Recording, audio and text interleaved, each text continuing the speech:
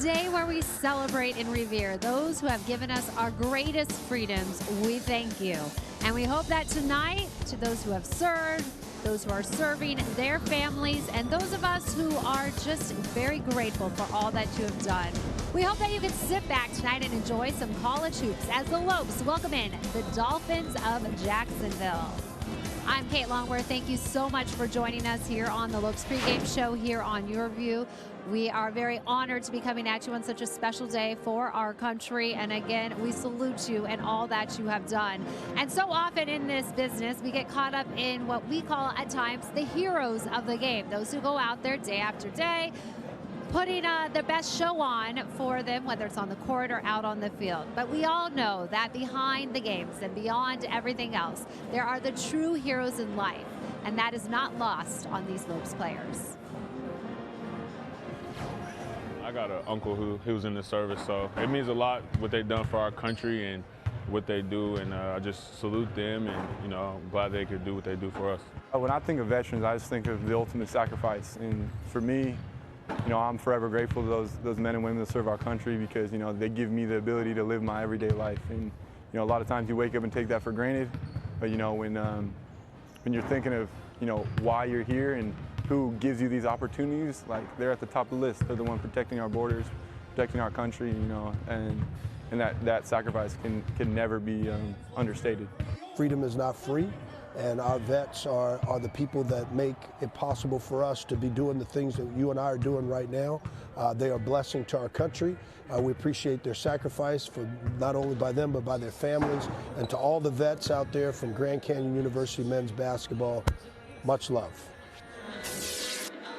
And it's always special for us to come into your living room to bring you Lopes action. But tonight, like we said, it is an honor. And thank you for all who have served our country. It is not lost on us what you have sacrificed for each and every one of us. And on behalf of our crew, we are thankful to be here tonight.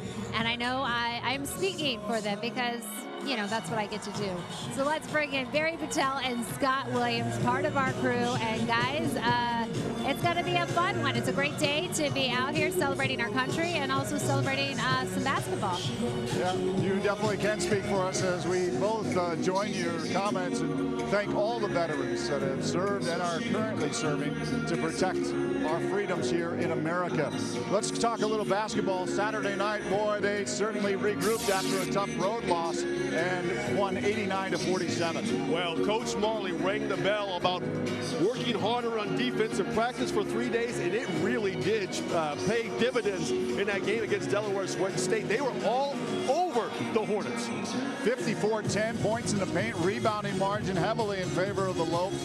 Look at their shooting, over 52% from the field in a big 89-47 win over the Hornets. Yeah, I really like the way they set the tone defensively. Jared Martin did a fantastic job, not only with steals, but stepping in, giving up his body, sacrificing for the team and drawing some major charges that turned the whole focus of the way that team was going to play the rest of the game. Well, we could talk about a number of players, but let's begin with Oscar Freyer, some 15 points in the game. Yeah, Oscar Freyer is fantastic. I mean, he's my favorite player on this team because he's becoming such a leader. Yeah, I love that. That's the best 2 points of the night right there. The guy gives you a nice pass, you go up and stuff it down, but he is really showing his leadership as a junior this year.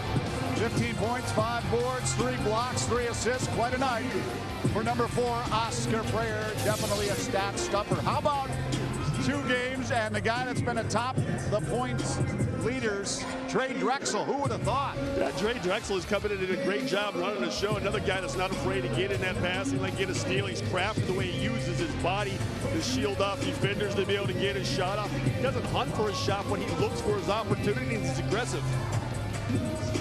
There you look at his numbers, 15 points, he had 8 boards, 6 assists, also 4 steals for Trey Drexel, the redshirt senior from Woodinville, Washington, the transfer from Western Washington. Well, the Dolphins from Jacksonville University, they were 15-18 a year ago. They did go to the semifinals of the Atlantic Sun Conference before losing to Lipscomb. They just traveled down from NAU, a big 25-point loss to the Lumberjacks, but they're led by a redshirt senior in Jace Hogan. Yeah, the coach wasn't happy about that loss, but they're going to be able to get after it tonight. GCU's got to be ready to play and find Hogan when he's out there on the floor. This guy is capable of filling it up. 39 points in that quarterfinal game in the A-Sun Conference tournament last year. 17 points, 6.6 rebounds a game. A big night up against the Lumberjacks in NAU. We'll be keeping our eyes out for Jace Hogan and the Dolphins from Jacksonville. Kate, we'll send it right back upstairs to you. Well, guys, you touched on that exciting win Saturday night for GCU. However, they were coming off that disappointing loss at South Dakota State. And Coach Marley went pretty hard on them when it was at practice time leading up to that Saturday night game. But their hard work paid off. And Scott, in your opinion, how satisfying is that for Coach Marley, for the coaching staff, and for these players that a message was delivered in practice and it was received on the court in game action? Well, yeah, instant gratification really showed. Coach Marley and his staff going to love that because that gives them more of a voice and be able to crack that whip even harder to get these guys to perform in practice. And the players are going to love it because they see that their dedication to their craft is really paying dividends. Yeah, and Scott, we talked a lot about how impressed we were the fact that even though the Lopes had a big lead, they kept up the intensity. So will it be more of the same tonight?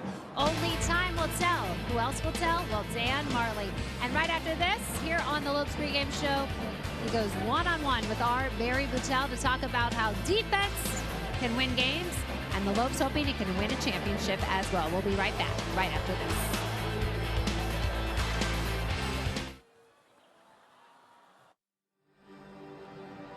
You use the latest technology to treat patients, but your care and compassion is timeless. And as an RN, you delight in sharing it. But there's always room to grow. Advancing your career means helping more patients and providing even more care. Grand Canyon University's online programs in nursing make it convenient for you to become the expert every patient deserves. Healthcare has made significant advancements, and GCU teaches you how to prepare for the future. By applying that knowledge, you're able to stay up to date with the latest medical technologies. And since GCU's nursing programs are online, you can access your program from anywhere, so you're always there for those most important. Find your purpose at GCU, where advanced technologies drive education. Private, Christian, affordable, nonprofit. Visit gcu.edu/online. The Lopes are back in action this Friday for the third game of the homestand when they take on Arkansas State Red Wolves of the Sun Belt Conference. The Red Wolves are led by head coach Mike Villano, who was an assistant at Louisville when they played at GCU here in 2016, and guard Ty Cockfield II, who averaged 14.9 points per game last season. Kate will anchor the Lopes pregame at 6:30 with tip-off at 7. Tune in to YourView to watch or online at gcu.tv. The Lopes pregame show continues from GCU Arena. Barry Boutel alongside the head coach of your GCU Lopes, Dan Marley, in a big decisive victory against Delaware State. They responded after a pretty tough week of practice.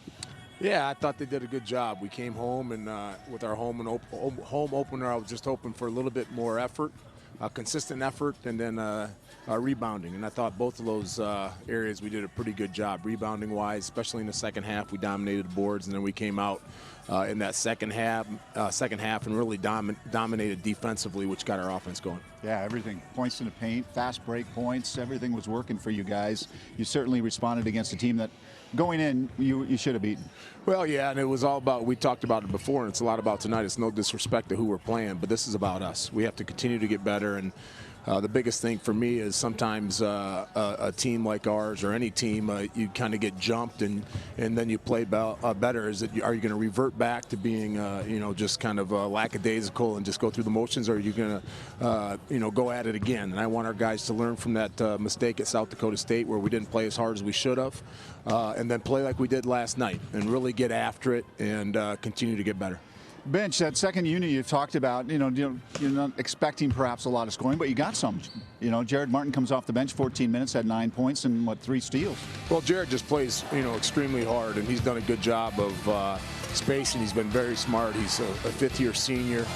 He just got to slow down, and here's what he has to do. He's got to attack the basket, and then when he shoots his threes and when he's open, he just concentrates to take his time.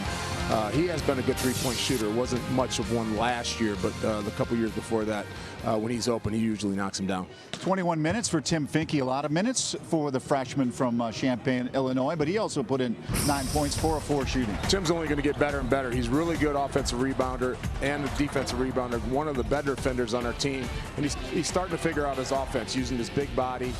He was a little hesitant with his shot, and I just told him, don't even worry about that. Just go out and play hard. And when he's a little bit more aggressive on the offensive end, he's going to be good. So he's a smart kid. He'll figure it out. Carlos Johnson, he appears in the second half. Again, no points in the first half, much the same in South Dakota State, and he had 13 in the second. Yeah, we got to figure him out. You know, in the first half, he comes out a little passive, relies on his jump shot, and what he's better at is getting the ball to the basket, being aggressive like that. And when he gets to the basket and makes a few layups and drives to the basket, then his jump shot kind of opens up. So Carlos is a talented kid, and he's just one of those guys that we'll continue to work with, and he'll be a big part of our season. Alessandro Lever, the big man, got in some foul trouble again, back-to-back games, but still put in 14 points in 14 minutes. Want to go to him early in the second half. He sat out about 17 minutes there in the first half after picking up 2 fouls, and did a good job of getting down there. Again, Ollie just got to figure out when to shoot.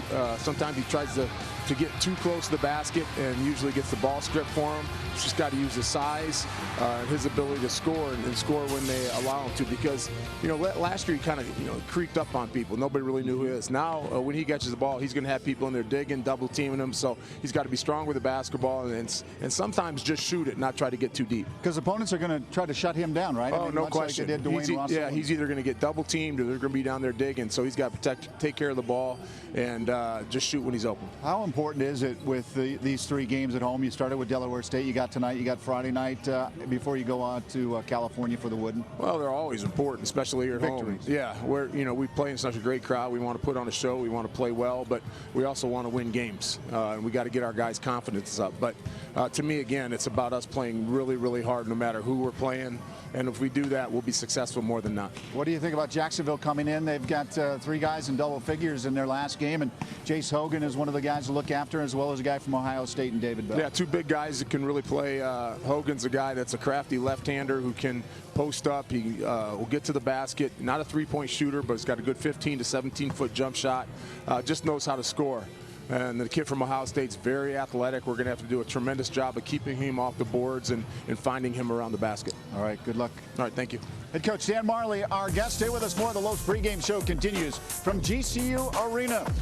One of the goals of Grand Canyon University is to make the area surrounding this campus a better place to live. Find out how GCU is doing that when we come back.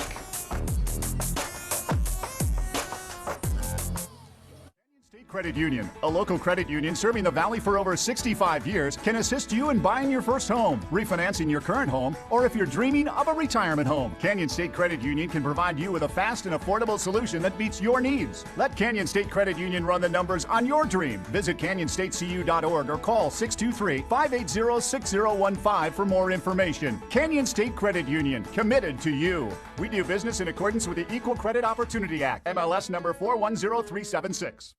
You use the latest technology to treat patients, but your care and compassion is timeless. Advancing your career means helping more patients and providing even more care. Grand Canyon University's online programs in nursing make it convenient for you to become the expert every patient deserves. Find your purpose at GCU, where advanced technologies drive education. Private, Christian, affordable, and nonprofit. Visit gcu.edu. Welcome back to the Lopes pregame show. While you're at home tonight, supporting and sporting your red, white, and blue, and also your purple for the Lopes. But we want you to get in on tonight's action here for our broadcast. Follow us on social media, both Instagram and Twitter, using the hashtag LopesRising. And who knows, your tweet might just be featured at the bottom of the screen like you're seeing right now. I'm Kate Longworth. Thank you so much for being here with us on Veterans Night. And you don't have to step very far here on campus to realize the sense of pride the Lopes have here in making it a memorable experience, whether you're a fan of the game or a student here. And that feeling extends beyond campus out to the community. And so the GCU officials are very dedicated to making the community surrounding a better place to live. Take a look at how the officials are doing just that to achieve such a goal. And you shall love the Lord your God with all your heart and with all your soul and with all your mind and with all your strength. The second is this, you shall love your neighbor as yourself. There is no other commandment greater than these. Grand Canyon University and West Phoenix share more than a home together. We share a story of diversity, inclusion, and empowerment for a prosperous future. Change is happening now, and President Brian Mueller encourages us to come together to make a difference. He says God's blessings have showed us that our purpose goes beyond just working for ourselves every day. We must show up to impact our neighbors. We need to be restorers of the world we live in. There's brokenness everywhere, but with the right plan, we can make transformation happen for this community. Higher education is what's called an anchor institution in terms of economic development. GCU is a significant anchor institution for Greater Phoenix and the state. They've been a significant catalyst to investment and a primary focus of the redevelopment of this whole area. All this has been done without 1 cent of taxpayer money. The other aspect that I think is really important is the safety factor. That was a real concern. History was that, our kids were just going to have some difficulties getting from our school to their house. Grand Canyon invested in the City of Phoenix Police Department with the Neighborhood Safety Initiative. Just their presence alone just did so much to calm everybody. I'll tell you what, it made such a huge difference within months of that. We're one of the safest communities. I'm glad I was there at the beginning when I saw the difference because it's been such a great change. Good for our kids, good for our staff, good for our community. They feel much safer these days. I definitely noticed a difference. I believe GCU has made a huge impact. Habitat is one of many different tiers, many different of the pillars that GCU has adopted to help. You can just drive through the neighborhoods now and you can see the families that we've helped. The homes look nicer. We will just continue to move outward from the university and we can help make affordable repairs available to these homeowners. GCU's students, faculty, and staff have an extraordinary impact on one another and the surrounding area as well. We're united in embracing diversity and empowering each other to do our part for the greater good. I think this campus is incredibly unique in the way of how diverse it is, but how welcoming students are to that diversity. I believe the community surrounding GCU is going to be developing, it's going to be growing, and it's going to be passionate about hopeful opportunities that might not have been possible in the past. Ever since the first day I set foot on this campus my sophomore year of high school, I knew this place was for me. And I knew with this scholarship, I would not only receive a full tuition to college, but I would also have my future in my hands. As a first-generation college student, I am determined to finish what I started, to prove many immigrant students like myself that it is possible and that there are no barriers when you put your all into it. One thing that I really love about GCU is how you can see the community change. You can see the community thriving along with GCU. And just the fact that GCU was willing to buy locally from a company that's only 10 minutes away, you can tell that they really want the community to grow with them. It's just great how they're very involved with the community. Together, GCU and West Phoenix stand side by side with our partners to write new chapters for this story of diversity, inclusion, and empowerment.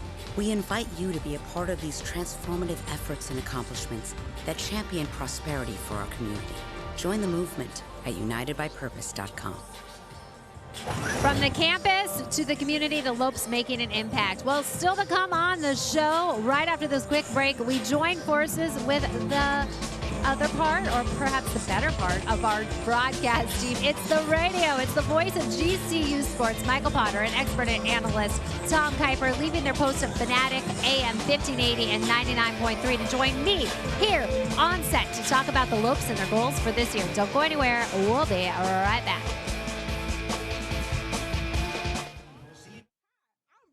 And this is Ask GCU. Hi, I'm Brittany Holwyn, and you should watch Ask GCU, where we answer your questions every week. And the points don't matter.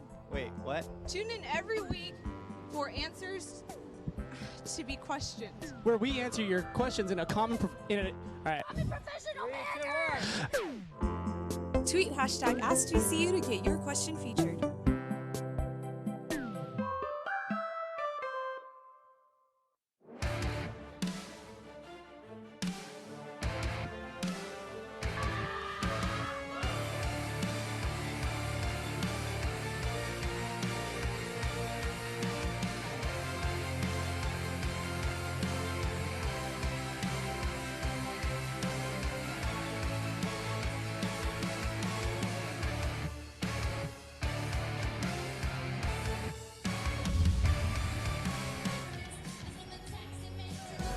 Welcome back to the Lopes pregame show. Well, we hope you are hungry for some basketball over Thanksgiving weekend because the Lopes will be in action for the 2018 Wooden Legacy Classic at Thanksgiving weekend in California. Tickets are available to all 3 games at Cal State Fullerton College by going to tkt.xosn.com/tickets.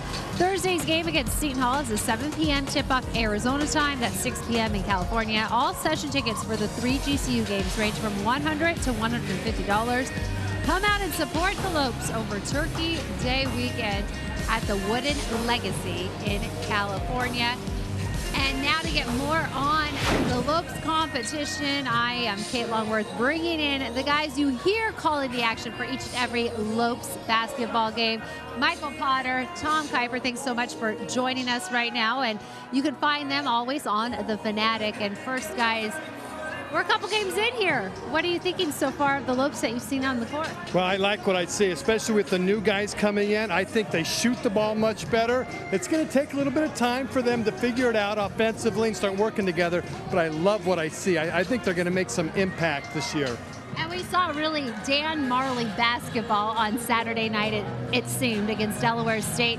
How key do you think it is to continue playing like that these 3 games here at GCU Arena before heading to California for the Wooden Legacy? Well, it's huge, Kate. You saw they're a much different team when they focus on defense and rebounding. They didn't really do that up at South Dakota State. It kind of got away from them a bit. They came back down here, some grueling practices. Coach Marley got his style of basketball reinforced in their minds of the old guys and the new guys. And if they play that way, they're going to be a tough out for anybody this season.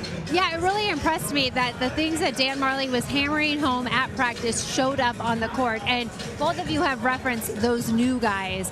What is it about the new guys that you have seen already making such an immediate impact? Who's jumping out at you? Well, there's a couple things. Number one, they've got all kinds of experience. And so they're bringing in 3, 4, 5 years of playing experience. So that makes a huge difference. And they shoot the ball well. And I think that's going to make the big difference. All those new guys shoot the ball really well. And we know that now GCU is tournament eligible. We saw it play out last year with the WAC tournament, making it to that championship game. It was a great effort. However, we know here at GCU they were not satisfied, still hungry for a lot more. So in your opinion, what's it going to take to get that WAC title? Well, I think Coach Marley finally has a team that he feels like should be able to take that WAC title. To Tom's point, they score the ball all the way up and down. Top 10 guys can score the ball. They're going to play good defense. They're one of the biggest teams in the country. So what it's going to take, quite honestly, is they're just going to have to beat New Mexico State. But I think they are primed to do that this season, and they have a lot of confidence. They had a lot of confidence playing South Dakota State, who's a very good basketball team. You've seen it here against Delaware State. I think we'll see it tonight against Jacksonville. Yeah, they're definitely gelling really early, and I think that's key because they have some big competition before that WAC play starts. When you look at these different invitationals, the Colangelo Invitational, Wooden Legacy next weekend, what stands out to you about the competition? Well, you have to have that competition. I think they didn't get that last year. And so when they go into the postseason playoff, the WAC postseason playoff, they weren't really geared for that. And so now they can put that underneath their belt. They played some tougher competition. They know how to play up to that level. And it's going to make a bigger difference this year. Absolutely. Yeah, and Michael, you kind of referenced, we saw Dan Marley basketball the other day. We know how fiery he can be. Here just steps away from him when he's courtside. But how do you think he has made an impact on this basketball program?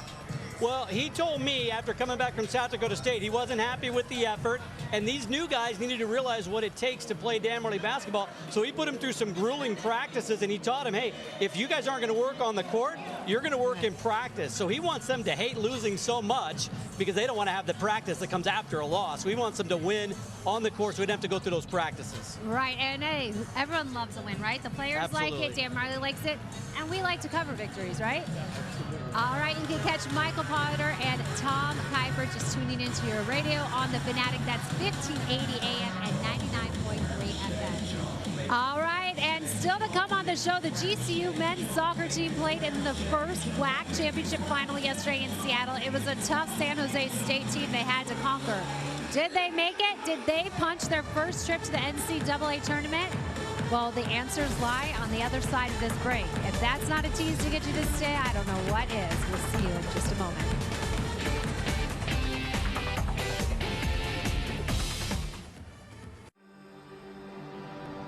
Curiosity fuels you. It helps you understand the world around you. It's your guide through life. So when you're ready for a fulfilling new career, let your curiosity fuel that change. Change is difficult, but Grand Canyon University's online degree programs in technology make it convenient for you to achieve your dream. While businesses are being transformed by artificial intelligence and analytics, GCU teaches you how to plan for innovation and make sense of the world. By applying that knowledge to today's most challenging problems and sharing your insights, you're helping to build a better tomorrow for you, your community, and your family. Find your purpose at GCU, where advanced technologies drive education. Private, Christian, affordable, nonprofit. Visit gcu.edu/online. Welcome back. The Purple Pregame Party is in action tonight here at GCU Arena as we count you down to tip-off with the Dolphins of Jacksonville in town tonight. And the Lopes getting ready to carry over what they hope will be a big win streak after that win over Delaware State on Saturday night. I'm Kate Longworth here on the Lopes Pregame Show on Your View. Thanks so much for being with us here on Veterans Day. And it's coming off a great weekend for Lopes Athletics as a whole. We talked about that men's basketball win on Saturday night.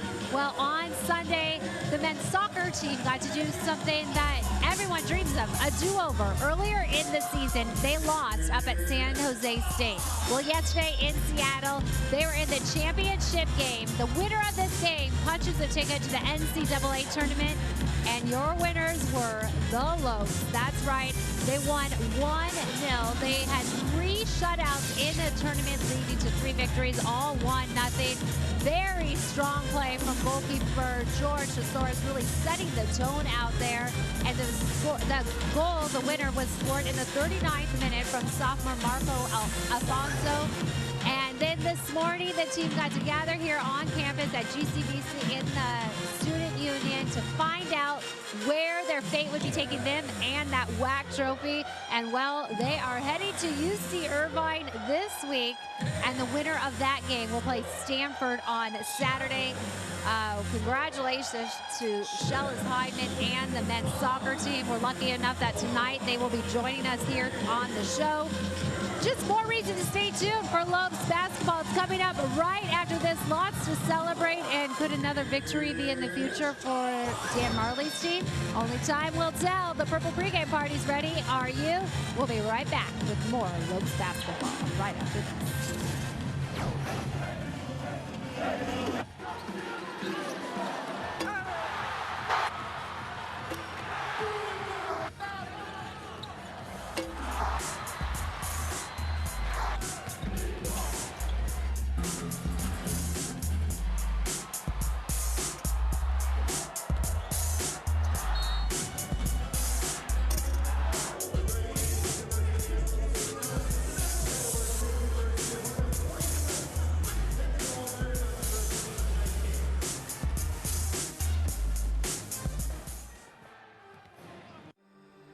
Performance is your profession. You excel in bringing the best out of people. Through leadership and insight, you help others fulfill their promise.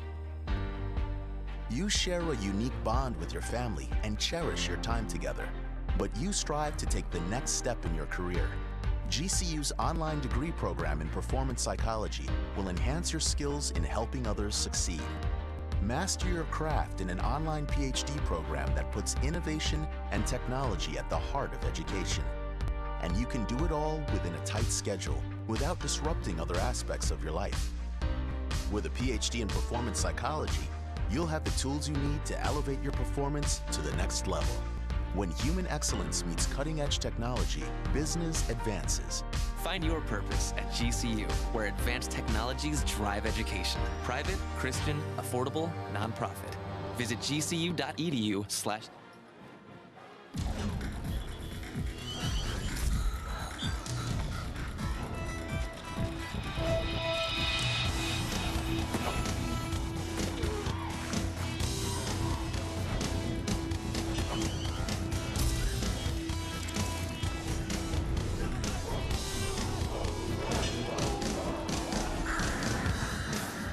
Live Live from the heart and soul of Phoenix, welcome to the campus of Grand Canyon University and inside GCU Arena, where tonight the Lopes play host to the Jacksonville University Dolphins. Hello and welcome to GCU basketball. Alongside three-time NBA champion Scott Williams, I'm Barry Butel. Kate Longworth will be along in just a moment. Well, they took care of business here in their regular season home opener. The Lopes 89-47 over Delaware State on Saturday. Yeah, they did it with the D. They really did a nice job getting the passing lanes, clogging up the middle, getting steals, getting in transition, fast break points, points in the paint. Anything that they wanted to do, they did it. 54-10 points in the paint, 51-31 the rebounding margin, and 52.5% shooting from the field. A big 89-47 win to even up their regular season mark at 1-1.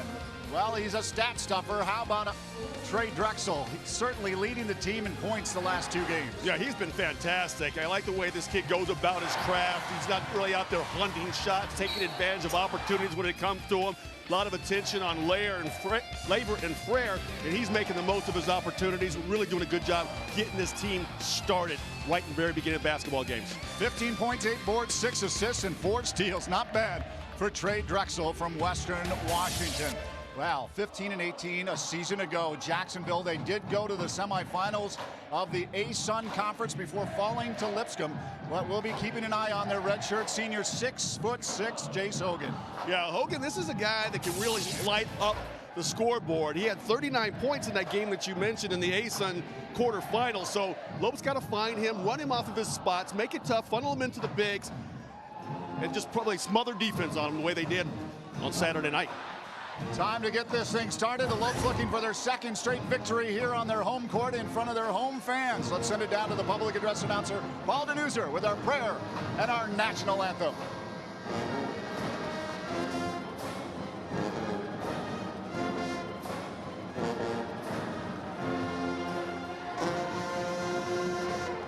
Good evening, ladies and gentlemen, and welcome once again to the beautiful GCU Arena for Veterans Day.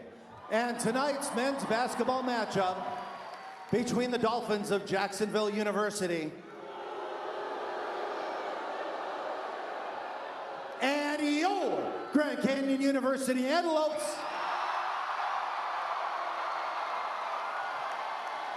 Ladies and gentlemen, at this time, we ask that you all please rise. Gentlemen, please remove your caps as we begin this evening's competition with the word of prayer. Tonight's prayer is led by Cadet Samantha Inanen. Dear God, thank you for today and bringing us together. Thank you for blessing us with the opportunity to play basketball and to support the teams playing today. We thank you for providing GCU with such a positive spirit, energy, and environment. Lord, protect the players from injury, provide them with motivation and encouragement, and do not let anybody become discouraged, but guide them in perseverance and dedication. Thank you for the men and women who gave their lives that we may live in this country freely. Everything we do is for your glory and honor. In Jesus' name we pray, amen. Thank you, Cadet Samantha Inanen. Fans, please direct your attention to the court for the presentation of our nation's colors. The colors for tonight's game will be presented by GCU Army ROTC, Cadet Gritman, Cadet Molina, Cadet Inanen, and Cadet Ellis. These cadets are currently contracted in the United States Army and will commission as second lieutenants upon graduation.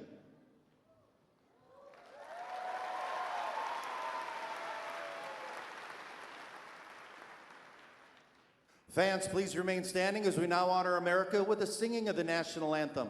The Star-Spangled Banner will be performed this evening by the award-winning Men's Honor Chorale from Brophy College Preparatory School under the direction of Paul Olson.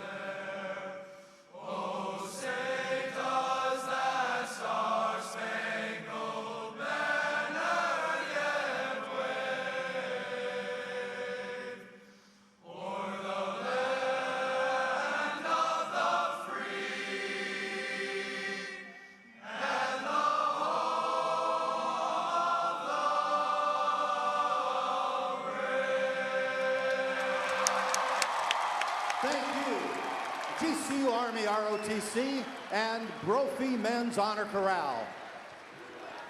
Great job with our prayer, Samantha Innanen, and the Brophy College Prep Choir. Fantastic with our national anthem.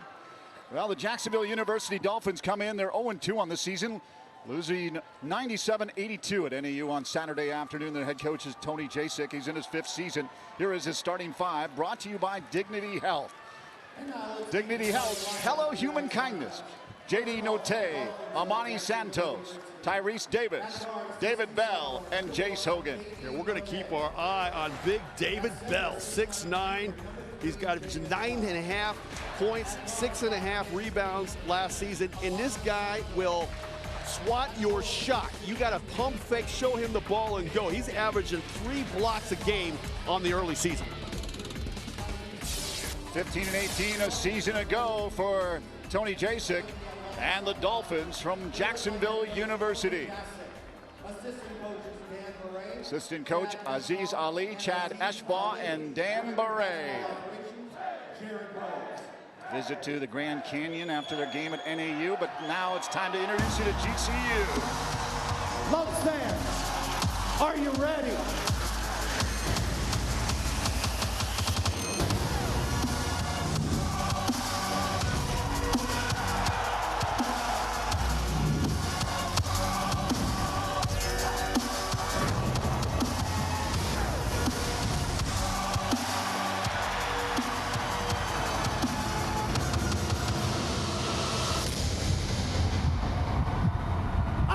Here are the Dignity Health starting lineup for head coach Dan Marley, Trent Drexel, Carlos Johnson, Oscar Freyer, Michael Finke, and Alessandra Labor. Yeah, Oscar the General Freyer, dude's a stud. I mean, I'm not going to talk about numbers. I'm just going to say he is, in his junior year, becoming a solid leader of this team. I look for him to lead tonight. Head coach Dan Marley in his 6th season. The Lopes are 1-1 in the season after beating Delaware State 89-47 on Saturday night. The associate head coach is Lewis Wilson. The assistant coach is Chris Cremolo and TJ Benson. Director of basketball operations is Jesse Parker. Special assistant to the head coach is Johnny Hill. The video coordinator is Matt Lopez. And the graduate assistant is Dylan Hidalgo.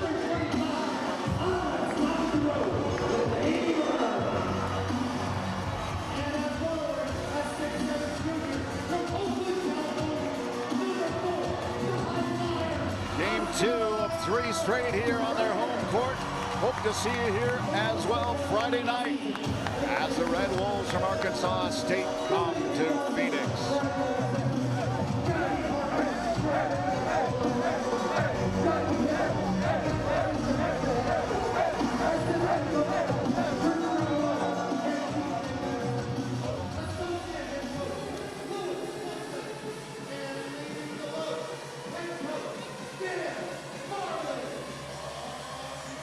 Let's take a look at the Sanderson Ford keys to the game. The best play on a new Ford is at Sanderson Ford. Yeah, in honor of Veterans Day, with kind of a military keys, so we got salute to service. You got to get your teammate a better shot by making the extra pass. Service starts with sacrifice. And then platoon. The bench needs to come in and do it the way they did it on Saturday night versus the Delaware State Hornets. Bring that energy and keep the momentum going, and then band up brothers. Never splinter during those tough moments in a game. Uplift the teammate if he makes an error, pat him on the butt and tell him, let's get going. Very nice. And we salute all the veterans out there. Thank you so much for your service. The officials are Deldre Carr, Doran Gottschall, and Kevin Virginillo. Lopes fans remain on their feet till they hit their opening bucket of the first and second half. Oscar Freyer to take the tip with David Bell. We are underway. Lopes in control. Freyer back to Drexel. Michael Finke back over to Trey. Bounce pass inside to Labor. Labor with his back to the bucket trying to turn on Bell. Twisting, turning, not there. Foul call.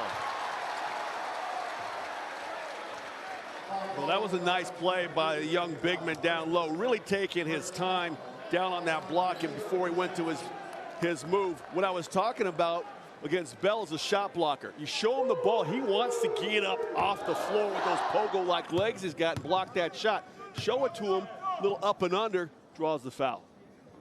Hopes fans can take a seat. David Bell tying with the team lead with 6 blocks after just 2 games. Laver from the line, 75% now, 4 of 5, and that makes it 5 of 6. Nice start offensively. Now let's see what they do. They come out in a man-to-man on defense. Ramani Santos, quickly the ball over to Note. Note comes back, looks left, pushes into the corner. Santos back out, quick ball movement. Davis, one hand, errant pass, and Michael Finksy with the rebound. Wonderful defense, closing out on the shooter and not going for the ball fake, staying low, choked off the inside, forced him with a tough shot, but then they come right back down and turn it over on the other end. Frayer took his eye off the ball and it went out of bounds. Inbound here for the Dolphins and Amani Santos. Fast break points against the Hornets on Saturday night was huge. They got a lot of turnovers that created easy opportunities for them to score, thus the high field goal percentage. Santos, Laver came out. Drexel got twisted. Drexel got a hand on it, and Carlos Johnson brings it up. Johnson, oh my, somebody wiped that ball off. That thing has got oil on it or something.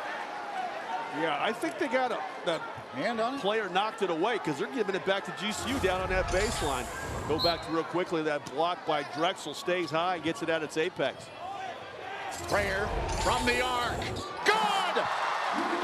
Well, that makes up for the turnover on the previous possession. Oscar Frayer out of that left corner.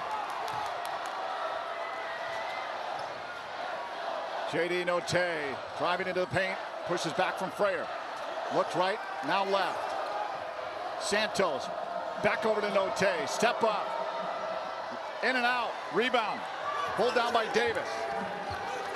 And Davis, just with a lot of beef down there on that block, just moved the GCU defender under the basket and showed a lot of strength getting it back up with the left hand. Finke quickly to Laver.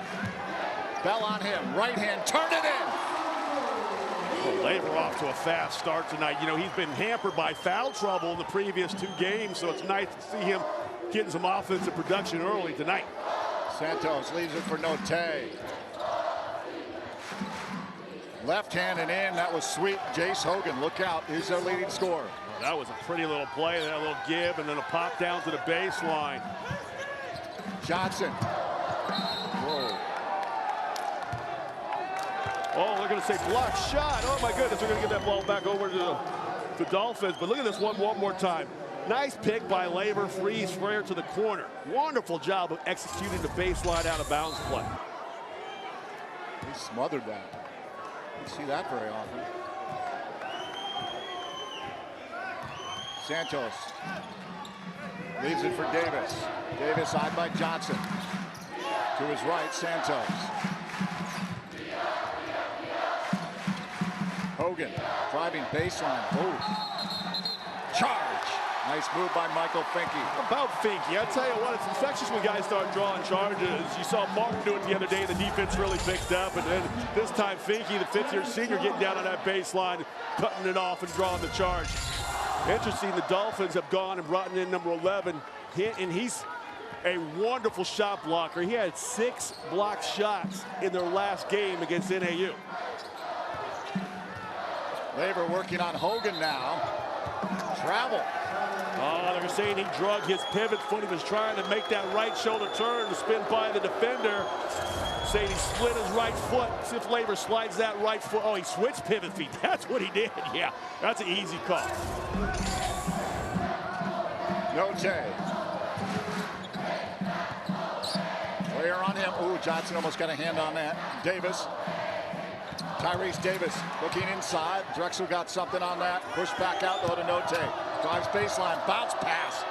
Teardropper for Hogan. Well, let's give credit where credit is due. That was a dime he dropped underneath the defense. Bounce pass right in the middle. Big fella able to go up and lay it in softly. We are ball game here, 7-6. A lot of energy from the Dolphins. Wow. Take a look at this one more time by Jacksonville here. Nice drive to the baseline. Big fella comes over to help out, and he just drops a dime to the help guy's offensive player, and he just lays it in the basket. That's beautiful execution of the drive and pitch. Drexel. Johnson, man, they're on glue. Loses the ball. Oh, Labor able to pick it up. Frayer looks for three. Front of the rim. Looking to pull down. Oh, my! Finke finally. But Johnson got way up high. Yes, he did. He's the one. He won't get credit for the bucket or the assist, but he kept that play alive. Finke was able to clean it up on the weak side. Note quickly down low. Hinton. Foul. Drexel. Yeah, Drexel thought he had his hands high, but I think he got him with the body underneath. Nice job forcing that contact underneath. Finke picks up a foul. Go back to this one more time here. See if Finke just comes over, Drexel comes over and stays with his hands high, but if you're inside that restricted area and you get body contact like that, that's going to be a foul every time. Hinton at the line. Came in 3 of 4. Did you put the commentator hex on him right there? Because yeah, very impressive. 75% of the season coming in for Jalen Hinton from Boston, Mass. Yeah, I think sometimes too we've had opponents come in here shoot poorly from the free throw line. I don't know if they're used to this type of crowd noise. Little press, look out. Frayer loses it.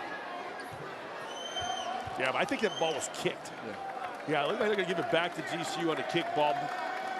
Take a couple seconds off the 30-second shot clock, but shouldn't be a problem getting it over in time. Jacksonville's here to play. Whoops, we got to respond here early. Yeah, I was talking to Coach Jasek before the game. He said his team played so poorly up at NAU, he'd send him to the Grand Canyon. I don't know if he gave him a canteen or not, but he sent him up there, let him think about it, and must have worked because they've come out this opening half here and really performed. Another steal. That was an errant pass by Drexel. Davis off the glass, not there, pulled down by Michael Finke. Look at that Drexel, didn't give up on that play. He challenged that shot even with the personal foul. Wow, there's just no space. Dolphins playing it tight. Drexel twisting, turning, back over. Johnson an open look. He's got to have it. Oh, not there. Foul underneath. Oh, my goodness. I think they got Oscar Frayer pushing inside. Wow. Carlos Johnson struggled from the perimeter here at GCU Arena.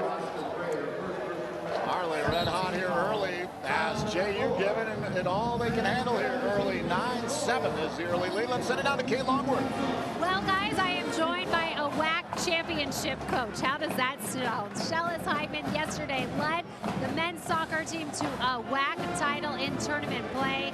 And I know Saturday night after you went to bed after that win over Air Force, you kept dreaming about the game and what would happen facing San Jose State yesterday. How did it all play out for you? Yeah, it was fantastic. It's one of those crazy dreams. You don't know if you're awake or you're not awake. And then you kept on going back and back and back. And I remember saying, I know I'm dreaming, but I could never find out the result of the game. I had to wait till the next day. And when you did, it was worth the wait. Your team went out there, took care of things at San Jose State. You win 1-0. And I know your goal heading into this tournament was go out there, get an early lead or get the lead, and then just hold it. And you did that in 3 shutout victories. What was the key to success for your players?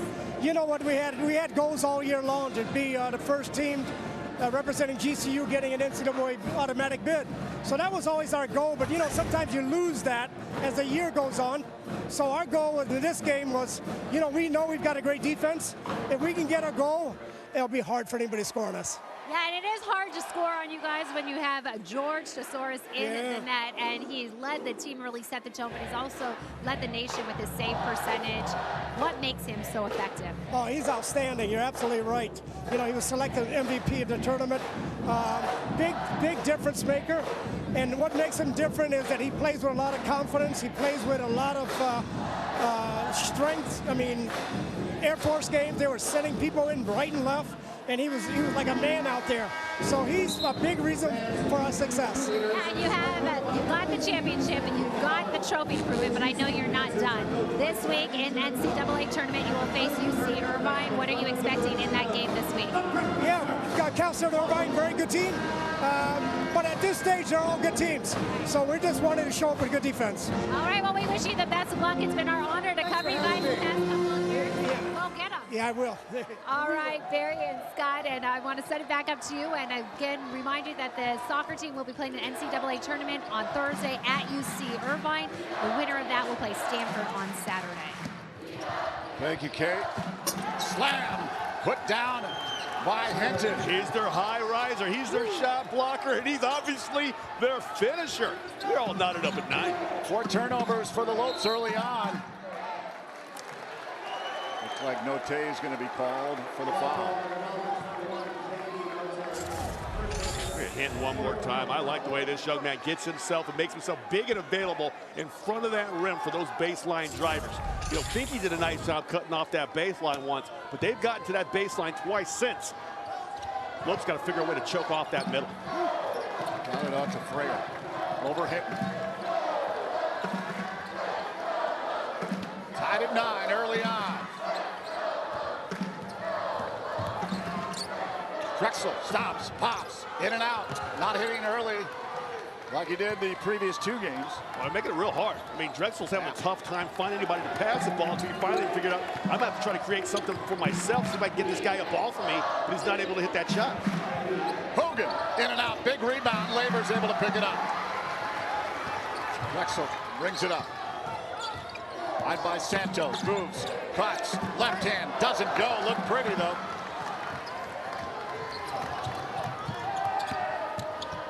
Note dishes back out. Tyrese Davis. Hinton leaves it there for Santos. He steps back. Drexel eyeing him. Gets it over to the far side. Note. Santos knocked it. I like that. 4 gray jerseys on that glass, not 1 green one. Good defense. They made him work for it. Johnson, step back, 3. Short, rebound, Finke. Well, when you're struggling from the outside, last thing you want to do is shoot a step back 3. Drive the ball to the bucket.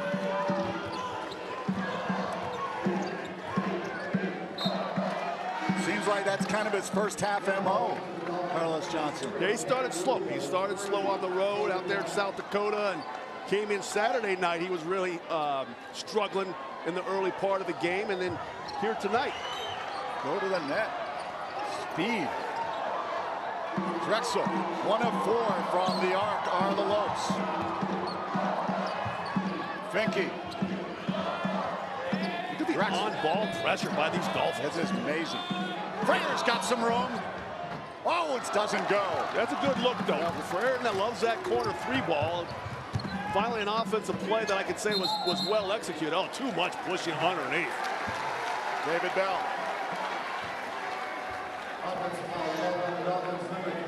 6'9", redshirt junior from Cleveland, Ohio, by way of Ohio State.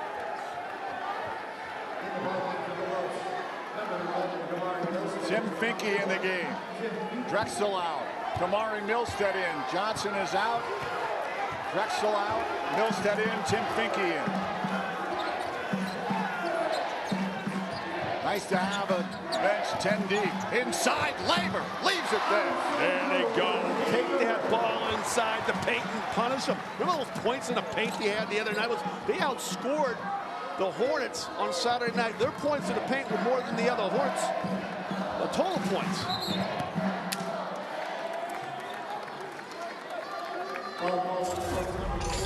Third team foul right there, but here it is one more time. Nice little pick, roll down the middle, seal the smaller defender on the switch.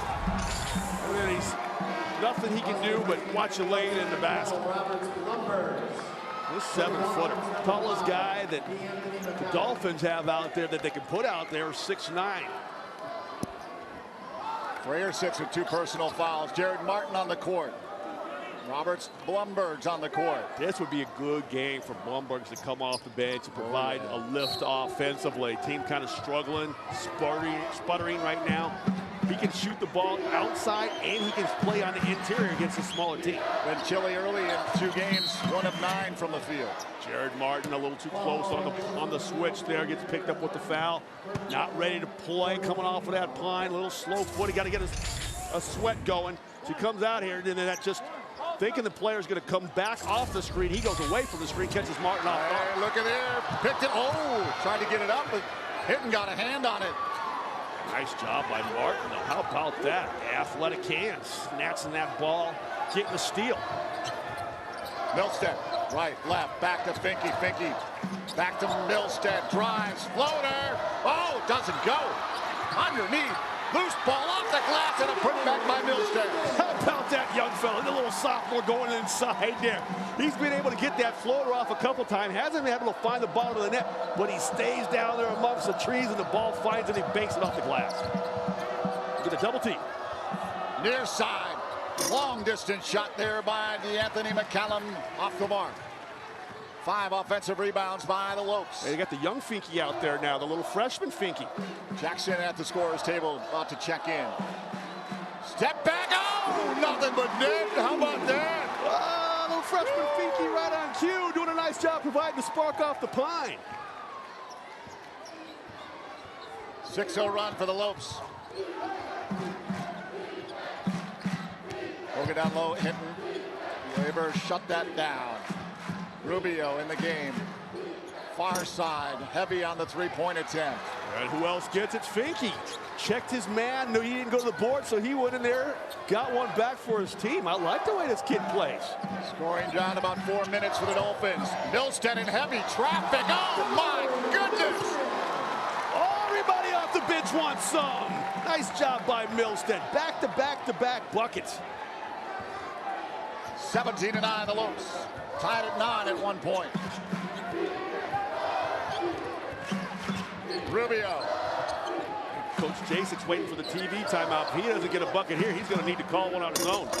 Not there. The drought continues.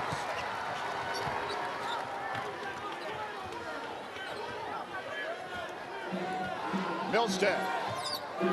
Leaves for Labor. Labor's got some real estate up high. Rebound. Looks like Martin. I think Hogan might have got a piece of that one, or a piece of Labor's hand. He's holding that left hand. Timeout on the floor. Lopes up 17-9. We'll be back for more GCU basketball after this timeout.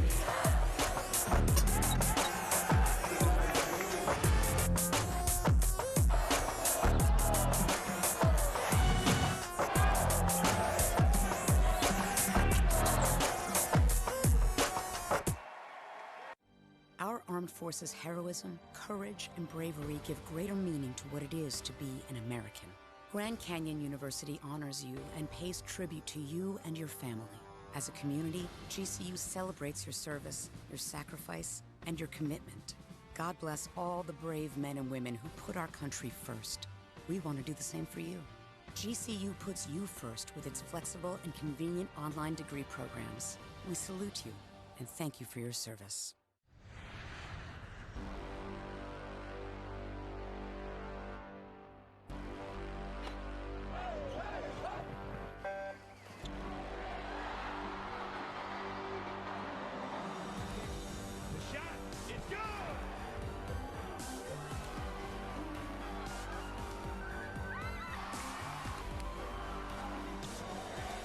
Feel the thunder in the heart of Phoenix. GCULopes.com. Tonight's GCU men's basketball game is brought to you in part by Dignity Health, Hello Human Kindness, and by Sanderson Ford. The best play on a new Ford is at Sanderson Ford. Let's send it out to Kate Longworth. Well, guys, in the Lopes, big win Saturday night, coming off the bench. Jared Martin doing what he does best, leading this team to victory. He had 9 points, 2 boards in 14 minutes of action, prompting Dan Marley after the game to call the senior guard the heart and soul of this team. He said he's been like that for 5 years.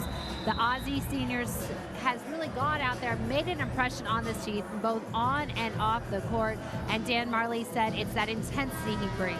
He's really just all over the place, Marley continued saying. He takes charge, he switches, he yells, he screams. He is out there playing the epitome of basketball that Dan Marley is trying to stress. And not only is he one of Coach's favorites, but I know he's one of your favorites as well, Scott. And what is it about Jared Martin that makes him such a special player for this team? Yeah, my favorite Martin, because he puzzles. He plays defense. He sacrifices for his teammates and for the good of the program. Blumberg's kept that errant ball in. Martin trying to get a hand on it, and he can call a timeout. Yeah, he was over there struggling. I think they're probably making a 20-second timeout since they just came out of a timeout, but he could not get a handle on it. He's like, either I turn this ball over or I call a timeout to make sure we keep control. Another big asset for Jared Martin is his mom's cooking. Yes, that's the best thing about Jared Martin now that I think about it. His mom always brings us some good home cooking. Look at Blumberg's. One more time, the ball just kind of goes away, but look at the hustle. Blumberg's hustling after it. Martin goes over and hustles after it. Hey, that's the thing you want from these guys, these feisty guys coming off the bench, the hungry guys that want to fight for more minutes. Not only do they fight in practice, they got to die for every loose ball or rebound, offensive board they can get. Kate, you got more on Jared? Well, when he's a great player like that, you can keep talking about him, right? Yeah. And, of course, you can talk about his counterpart as well, the duo from the land down under, Matt Jackson and Martin.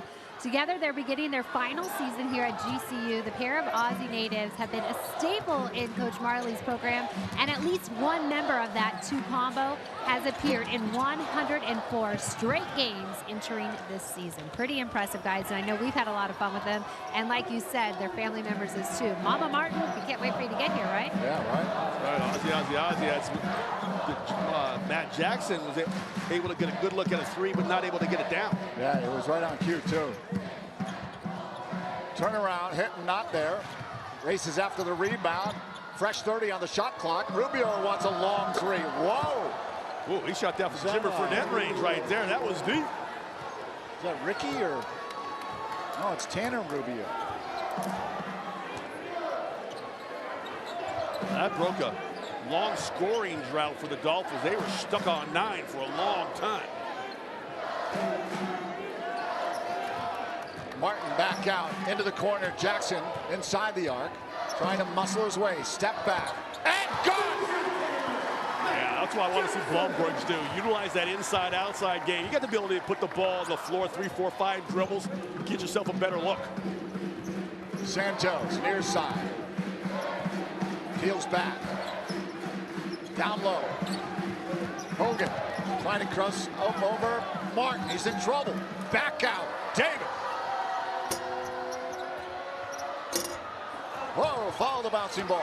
Blumberg's underneath. Oh, snatch that ball like a bear grabbing a trout out of a stream.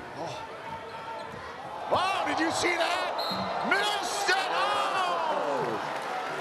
Nice move by Milstead there. Got low with that dribble, went from everybody's arms and hands, and they get that thing back inside. How many times has he been able to get into that painted area? Look at this. One more time, just goes away from the screen, attacks the big, gets the contact, almost gets the finish.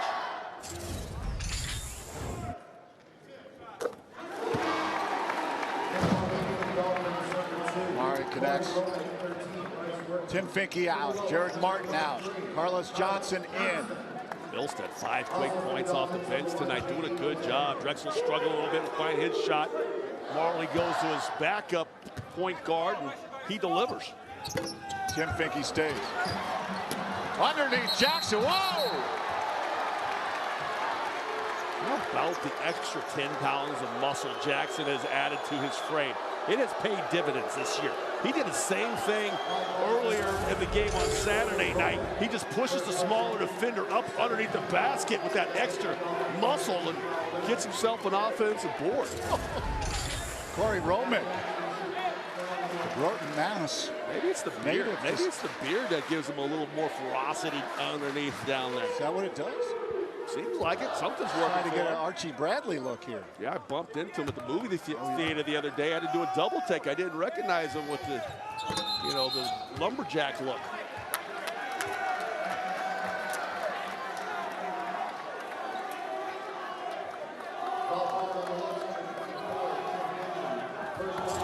Finke gets called for the foul. There it is again. Shot goes up. Is that the young Finke? Yeah. Seemed like he did a nice job working himself around the guy trying to box him out. Let him play. Jump in early. 2012 is the score. It's a little disjointed here early on. Marley having some questions, as is Coach Jasek. Sure, yeah. Well, how was the canyon? Chilly up there, I bet. This is exciting television. Love it. I wonder what they're checking out. I mean, are they saying that it was a lane violation and the player was in too soon, or are they trying to say that someone threw a unnecessary elbow? I don't know why. If it was just a lane violation, it would be play on. I don't understand what the review is all about. Maybe they're thinking that somebody had a little extracurricular activity going on underneath. They want to make sure that there wasn't a personal. Watch. Finky. One more time. Shot goes up, leaves the player's hands. Everybody moves inside the cylinder. I think that's good play. I don't see any elbows or anything like that. I'm trying to figure out what they're grasping at. The only person who can't go in when the shot, until the shot hits the rim, is the free throw shooter. So I'm unsure of what is taking so long. This is the thing that drives me crazy. This is my soapbox moment. I never enjoy the officials getting so involved early in the game on something so trivial that over the course of the game or the course of a season, it all averages out anyway. So let's keep it going. Lope's got a good momentum the last 4, 5, 6 minutes, and all of a sudden you get something like this, a 5-minute delay slows everything down. It's hard for not only GCU, but also for Jacksonville. Players don't like this. Oh, they're giving them free throws, Barry. I don't get it.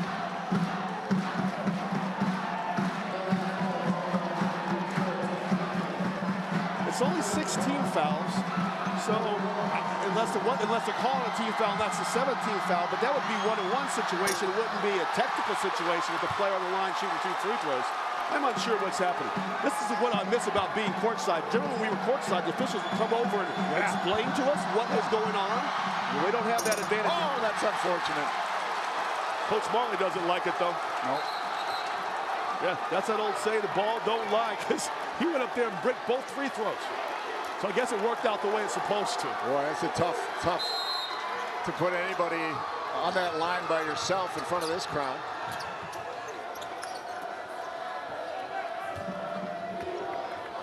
Well, we're back underway. Santos, Workman, Rubio.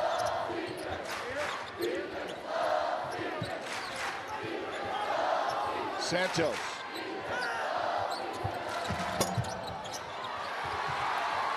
Aaron Ball.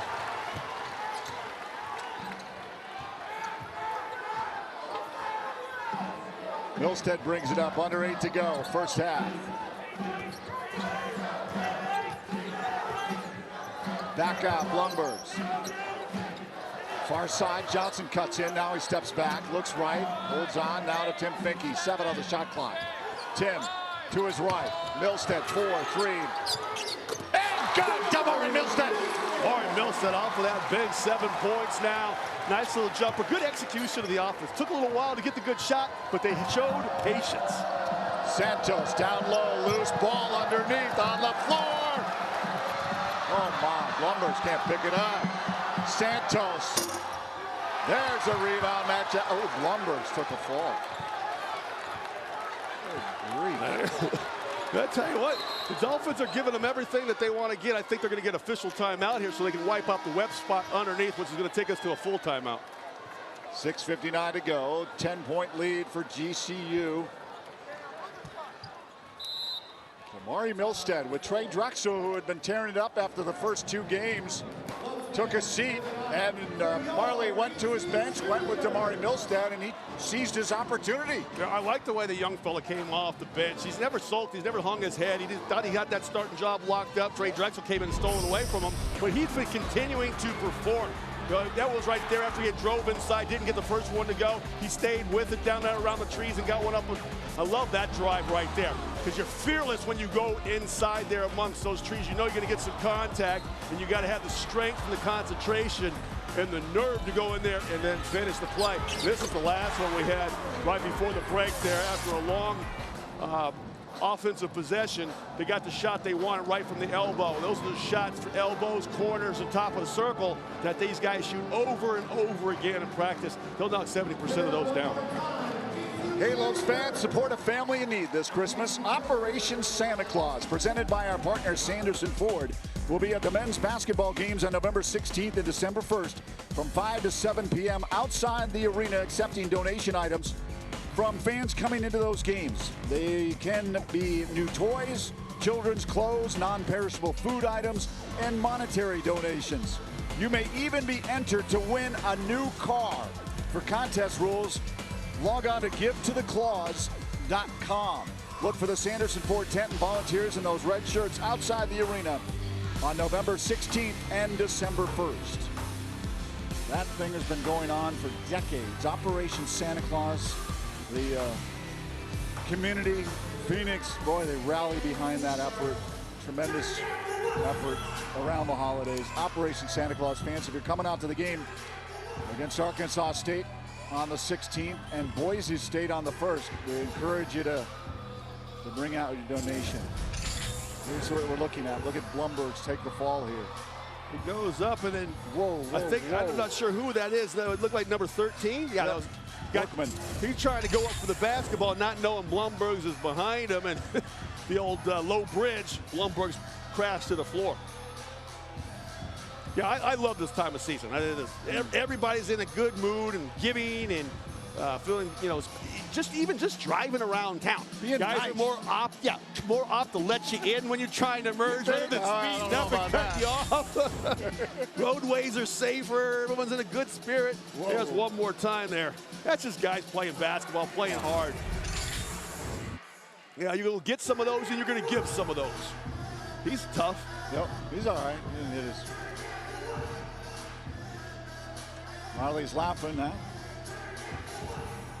Jacksonville 12 points, 7 rebounds. Our bench 11 points and 10 rebounds. So bench scoring, which had been an issue, certainly has stepped up here as of late. Yeah, it really has. They had come off a 25-point bench effort Saturday night, off to another great start tonight, like you said. And that's one thing Coach Marley talked about. You've been in practice and the coaching shows that you interview him on. He says this is probably, in his 6 years, his deepest, if not his best team. And he's got 10 guys over there. He can have the confidence to sub into this game.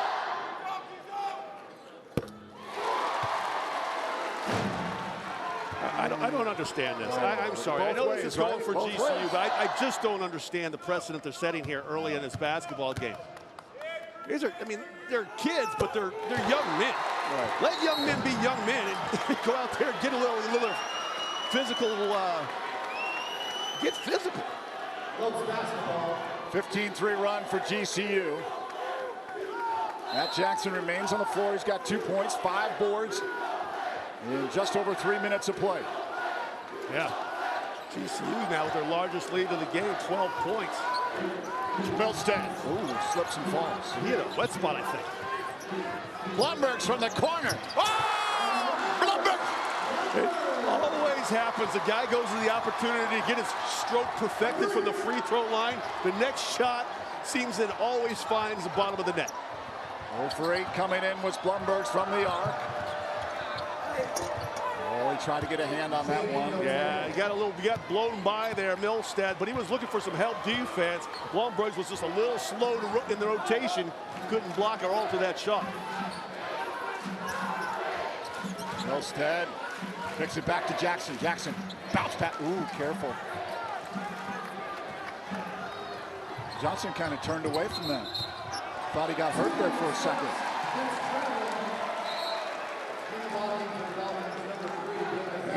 Looks like they got Davis with a turnover. Too many steps.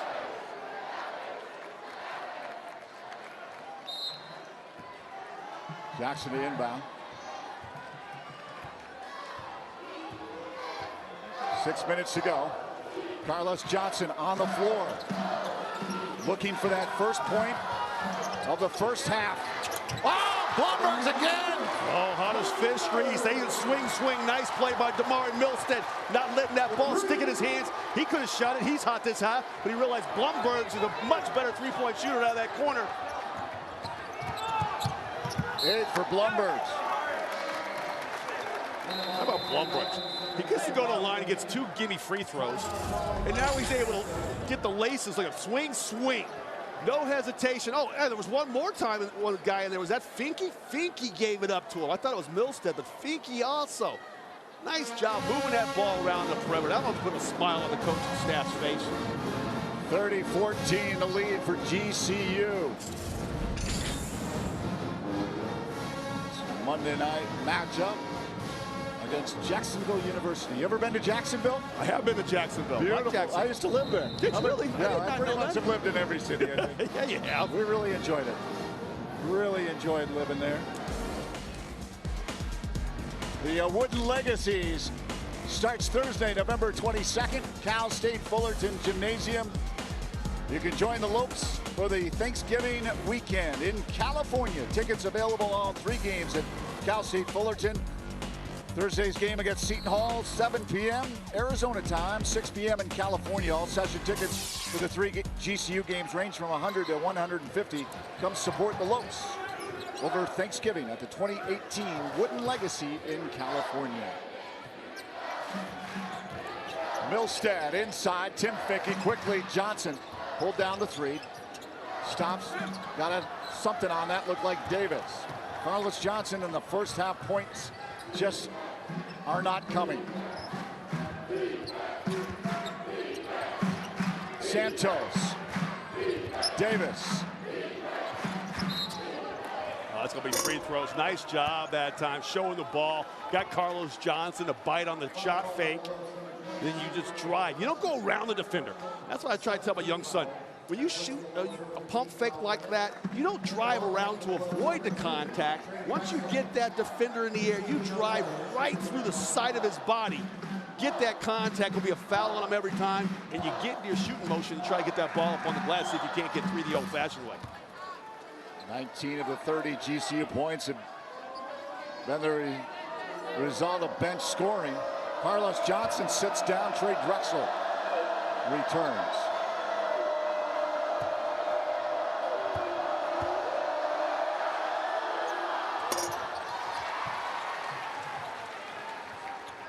Blumberg's pulled it down. And free throw from Note. Drexel quickly to Jackson, to Blumberg's. Back to Drexel. Under 5 to go, opening half. Lead is 15. Jackson. Drexel, eyed by Santos. Open look for Tim Finke. Heavy, but Jackson's there. Jackson trying to muscle his way out. They'll retain possession to the Lopes. 28 seconds on the shot clock. Yeah, don't let the smaller size of these Dolphins fool you. They can get up off that floor. You got to show them a little pump fake right here. See, Jackson just tries to go straight up and jump with these guys, and they are quick off the floor. Drexel drives. Up high, off the glass, and in. See the way Drexel uses his body to shield the defender from getting to his shot. Look at all young players out there. Really watch this guy play. He's a real smart basketball player. Milstead on Davis. Davis looking to go up high. The bell, no doubt about it, over Drexel. Reminds me of those things I had when I was a kid. It had 2 little handlebars, and you would stand on it, and you would jump up and down. It was called a pogo stick. Yeah. Hey, he threw that ball over the top of the GCU defender. What was that down there? Is that Drexel trying to guard that? He just goes right over the top, boom, and back right up with it. Slam dunk. Pogo sticks. I think Drexel was looking for some help from Blumberg. Yeah, he needed help from the whole GCU team on that one. Blumberg takes a seat. Jackson takes a seat back. He deserves a blow. Blumberg came in there and did his darn thing. Wonderful job off the pine. Bell not able to get 3 the old-fashioned way. Tim Finke's seen some extended minutes as he did on Saturday night. Yes, he did, and he's earned them. The kid plays hard. I love the way both of these Finke kids, the other one, Michael, Big Finke, he plays good too, and not afraid to bang underneath. And that shows a nice stroke from the outside. His younger brothers put that ball on the floor. Bigs are back in the game. Michael Finke down to his younger brother, and he's fouled. Yeah, Finky times 2 right there. I love it. Time on the floor, 3:43 to go here in the opening half. GCU in control, 32-17 over Jacksonville University.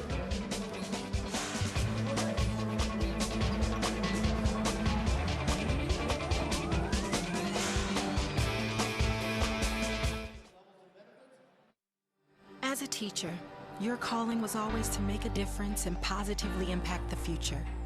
You live with a deep sense of purpose and strive to inspire generations of change. GCU's online Masters of Education degree program gives you the skills you need to grow and develop your career, while also making sure you have time for yourself and your family.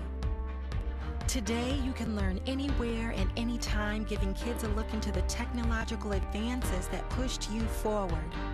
Being strong and compassionate makes you a role model through this formative period in their lives. You're not just inspiring future generations of leaders and innovators to reach for their dreams. You're giving them the tools they need to achieve them. Find your purpose at GCU, where advanced technologies drive education. Private, Christian, affordable, nonprofit. Visit gcu.edu/online. Welcome back as time winds down here in the first half. GCU with the lead over Jacksonville 32-17. And in this offseason, Marley added 3 new hires to his staff, including associate head coach Lewis Wilson, who talked with us about making the transition from Utah State to GCU and the lasting impression it's had in just this short amount of time. This is a phenomenal place. Not a good place, not a great place, a phenomenal place. The complete investment in the athletic department by our administration and the investment by our fans to our basketball team is mind-blowing. It's like nothing I've ever experienced, not just been a part of, but nothing I've ever seen. Wilson happy with what Marley and the program have established here at GCU, but Wilson also has quite the following as well. He was the head coach at Adams State. He left the school with the highest winning percentage in program history with a 95-46 record before heading to Utah State, where he served as the assistant coach for 3 seasons. I like Coach Wilson. Got a chance to talk for the game a little bit, and he was sharing a story about how he didn't want to tell Coach Marley this, but he was really pulling for the Bulls back in '93. Oh, wow. So I think I just might have let the cat out of the bag. Wow. Well, he's got the gig, so. Yeah, he's already got the title. Get the checks. Great story about how he's here. If we have a little bit more time. Rubio down low to Bell. Bell working on Tim Figgy. Laver's going to come out and support. This is back out Santos. Rubio. Near side Davis driving on Finky. Off the glass. Foul underneath. Laver came over and got his hand on the ball. I don't think they got Laver for the foul, rather. It was a nice job driving that ball to the heart of that Lopes defense. And it's stuck on 17 for a minute. They got to try to get a bucket. Back both times they've gone back to back inside. Once on Bell, and then he had the slap off, and they go back inside again. Couldn't get the bucket to go, but earned a trip to the line. It's the front end.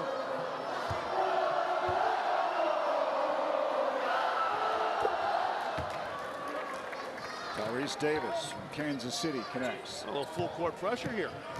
Seen it. Milstead, far side, Tim Finky. Back to Milstead.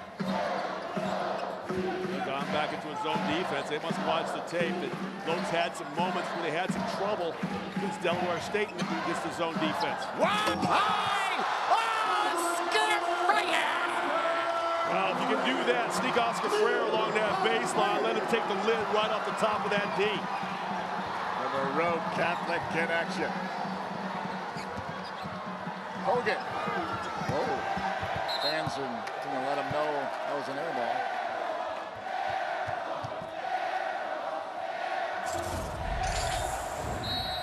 Let's go finish this one more time. So they screen that weak side. The low guy on the weak side gets screened out. They run Oscar Freire behind him There's no help side from the guy in the middle. He can't get over in time, and Damari Milstead threw a dime up top. Oscar Freire throws it down. So get this, okay? He's at Adams State, Lewis Wilson. Tim Duryea is let go, and the staff let go, right? So who does Utah State hire to be their head coach but Craig Smith? Where does Craig Smith come from? University of South Dakota. Oh. So that leaves an opening in South Dakota for an alum by the name of Todd Lee. For Todd Lee to return to South Dakota, which leaves a vacancy here at GCU for somebody from Utah State in the name of Lewis Wilson to come over as associate head coach. So it's a small coaching fraternity. Yes, it is. It's like one of those Kevin Bacon moments right there. Look at this one more time here. You get the balls up top right up here, with Damari Milstead. You get the screen on the weak side here from Laver, and then sneak the defense around the backside. There's just no help. Easy dunk, easy 2 points. Nice job. They get that play about once a night. Milstead up for Michael Finke. Freire. Inside Laver, 4-3 on the shot clock. Got to get it off. He does. Oh, it doesn't go. Rebound, kicked out. Michael Finke. Underneath, Milstead, left hand doesn't go. Yeah, he made it harder than he needed to. Yeah. He wanted to get the body contact, but doing that, he took himself underneath the rim. Now he's got to try to stretch back with that left hand. He couldn't get it to clear the rim. Throws it right up under the bottom of the rim. Santos down low, and Milstead picks his pocket. Damari. Oh. Davis said, sorry. Oh, Damari had beat Santos, but he got some weak side help from Bell. Comes over and says, "You shall not pass." Nice job with the steal. Now it's a 1-on-2. He gets by the first defender, but then it was Bell comes over. It's been known to block a shot or 6 in a game.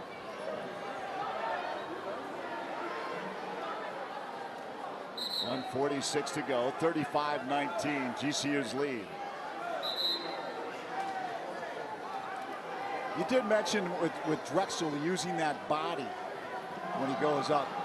Maybe Milstead could use that same technique. Yeah, and I think he was trying to execute that, not this play, but the play before when he got this, the lefty underneath the rim. But you got to be smart with it. You got to know when to use it and then when to just take a simple shot. Up high again by Milstead. This time to Tim Finke. How about Milstead spoon feeding the big guys down on the baseline with these alley-oops?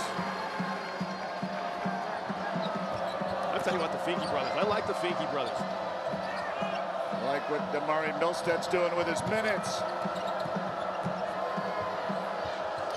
Competition makes America great. Off the mark, Milstead with the rebound. They're going to settle down here. Make sure you got a nice 2-for-1 here. Get a good shot. You go back, go play defense, and then you come back and you take the final shot of the half. 7 points, 3 boards, 2 assists for Damari Milstead. Laver driving in the paint. Ooh, lost the handle. Tried to get it back. Ooh. Underneath, Michael Finke off the glass. Oh, perfect. It'll leave about 20 to 25 seconds after the Dolphins shoot this. So you get the 2 underneath. Now if you can get a stop and a 2 or 3 going the other way, nice little mini spurt to end the half. 20-point lead for GCU in the corner, Rubio. Ooh, looky. Wow. 29% from the arc coming in, just 2 of 7, but he drained it. Yeah, just their 3rd three-pointer of the half, but that was a big one because the Lopes were starting to take all of that momentum in the locker room. That silenced the crowd just a moment. 15 seconds to play in the half. Michael to Tim, bounce pass, Freire. Ooh. Rubio goes down. Freire puts it home.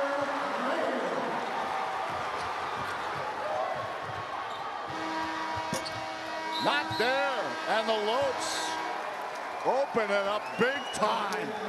41-22 at the half. Great job by the guys coming off the bench. Finke, Milstead, and Martin. What a wonderful job. Send it down to Kate Longworth. All right, tailoring off what you guys just said, let's go to Coach and ask him about what he's been pleased with seeing that production off the bench. Well, they're going to have to do it. I mean, we got a deep bench, and they're going to have to come in, especially when we get in foul trouble. So Damari did an excellent job. He's got to continue to get better. Tim's going to play. I thought Rob making those 2 threes he's been a really good shooter, and he's had a hard time this year, but glad to see him make those. So we're going to need production of those guys coming off the bench. And you've always preaching about crashing those boards. Right now, out rebounding the team 27-9. Are you pleased with the effort you've seen? Yeah, we got to use our size. We're a really big team. It doesn't help if we're not rebounding because we got to come down here and guard smaller guys. So we're doing a good job of that. I wish we get a lot tougher on the offensive end and finish some layups. We're missing a lot of layups. All right, thank you very much, Coach Marley. Guys, the score does read 41-22, but would we expect anything less from Dan Marley? We know he wants to bring that intensity. Doesn't matter the opponent. He wants to see Lopes basketball out there. However, pretty impressive effort from the bench, outscoring their opponent 22-6. No doubt about it. That bench scoring lighted up. 22 points, 14 rebounds. Lopes in control. 41-22. Kate will be back with more of our halftime festivities from GCU Arena in Phoenix, Arizona. Leave it right here.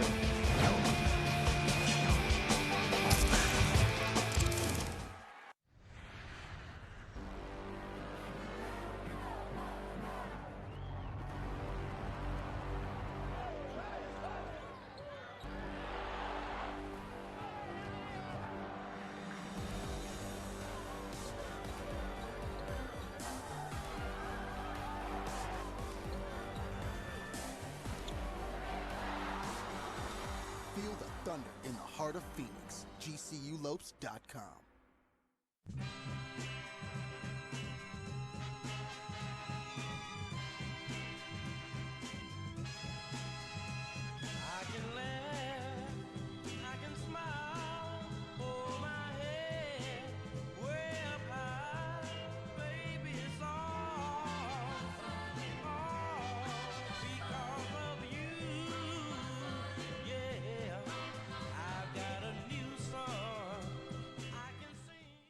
There's an exciting destination for food, fun, and golf in the heart of Phoenix. Come to the GCU Hotel and Canyon 49 Grill, where our hospitality management students gain real-world experience and deliver unmatched service. Enjoy beautiful amenities like a resort-style pool, full-service fitness center, championship golf course, and coffee shop GCBC. Canyon 49 Grill serves American fare all day and happy hour with a great vibe and Lopes pride. Room rates start at $89 per night. Visit GCUHotel.com.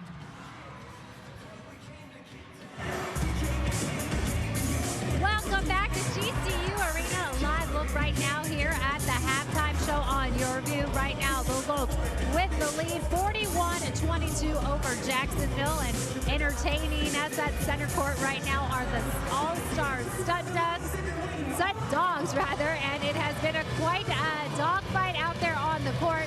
Just moments ago, I had a chance to talk with Dan Marley, pleased with his team's effort on the boards. However, he still wants to see them finishing strong at the hoop. Guessing that'll be the message to his players right about now. We'll see how it all carries out in the second half. Kate Longworth here. Thank you so much for joining us. And today we've been talking about what an honor it is to be inside GCU Arena, where there's a lot of purple being sported here. However, tonight it's all about the red, white, and blue. On Veterans Day, we thank the true heroes, not the heroes we talk about so often, the heroes in the game. We hear that all the time. However, it is not lost on the players here at GCU that there is a bigger picture when it comes to true heroes in the game of life. I got an uncle who was in the service, so it means a lot what they've done for our country and what they do, and I just salute them, and I'm glad they could do what they do for us. When I think of veterans, I just think of the ultimate sacrifice, and for me, I'm forever grateful to those men and women that serve our country, because they give me the ability to live my everyday life. And a lot of times you wake up and take that for granted, but when you're thinking of why you're here and who gives you these opportunities, like, they're at the top of the list. They're the one protecting our borders, protecting our country, and that sacrifice can never be understated. Freedom is not free, and our vets are the people that make it possible for us to be doing the things that you and I are doing right now. They are a blessing to our country. We appreciate their sacrifice, for not only by them but by their families. And to all the vets out there from Grand Canyon University men's basketball, much love. And now I am very honored to be joined by the Colangelo College of Business Dean, Randy Gibb, who's served for who's a 26-year veteran. Randy, first and foremost, thank you so much for your service. And how did your time serving the country shape the person you are today? Oh, it's helped with how I've approached things. It's pretty neat at halftime here to have the ROTC cadets take their oath of office in front of this whole crowd. I think that was a great move by their commander. Yeah, that was just moments ago. We got to see these cadets be sworn in. A very powerful moment here at GCU Arena. And what does it mean to you just as a whole, the value that the university puts into the servicemen and women each and every day in the community as well as at the university level? Right, I'm so proud to be part of GCU and how we've supported our ROTC detachment. We've got a great Army detachment. We hope to grow the Air Force a little bigger, but that'll come in due time. And you are, of course, the Dean of the College of Business here, and the namesake to it is Jerry Colangelo. What does it mean to not only have his name on the building, but his presence is felt here on this university, and many times you'll see him not just in the stands here at games, but around campus and doing things for the community and doing things specifically for GCU. Yeah, Mr. Colangelo is the perfect role model for our college. He's on campus all the time. I've personally escorted him to 50 different classrooms, and he talks about his faith, his family, his friends, and the community. And the Colangelo College of Business continues to grow, not in just the classes you offer, but also a new building. Please expand on that, both the literal and figurative things that are happening in the building sense, both inside and outside the classroom. Right, with the growth of our college, along with the entire university, we're really happy to be moved into our beautiful new building. On January 9th, we're going to have a grand opening, so we're really excited for that. How has business and just the idea of what you're teaching inside these classrooms changed over the decades? Well, our students all have a heart to serve, and servant leadership, conscious capitalism, business as ministry, and business as a force for good are things that our students want, and that I think it's a real differentiator for our Colangelo College of Business. I mean, I think you kind of just pointed out some of the great things that GCU offers, but specifically, if a student's at home watching right now, why should he or she choose to attend the Colangelo College of Business? Well, we've got Mr. Colangelo, the true entrepreneur, a man who does business with his word, and his saying is life is relational, and that's what we try and bring to the classroom. Thank you so much. The entrepreneurial spirit as well as the fruits of the spirit, as the Dean of Colangelo College of Business explains to us. Again, thank you so much, Randy, for your service to this country. And as we continue to celebrate Veterans Day, we'll also continue to celebrate what the Lopes are doing out on the court tonight. So when we come back right after this quick break, Scott and Barry will break down first half highlights, which will include a lot of great Lopes plays. Don't go anywhere. We'll be right back.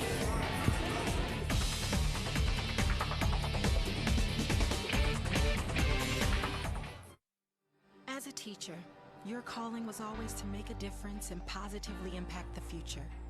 You live with a deep sense of purpose and strive to inspire generations of change. GCU's online Masters of Education degree program gives you the skills you need to grow and develop your career, while also making sure you have time for yourself and your family. Today, you can learn anywhere and anytime, giving kids a look into the technological advances that pushed you forward. Being strong and compassionate makes you a role model through this formative period in their lives. You're not just inspiring future generations of leaders and innovators to reach for their dreams, you're giving them the tools they need to achieve them. Find your purpose at GCU, where advanced technologies drive education. Private, Christian, affordable, nonprofit. Visit gcu.edu/online.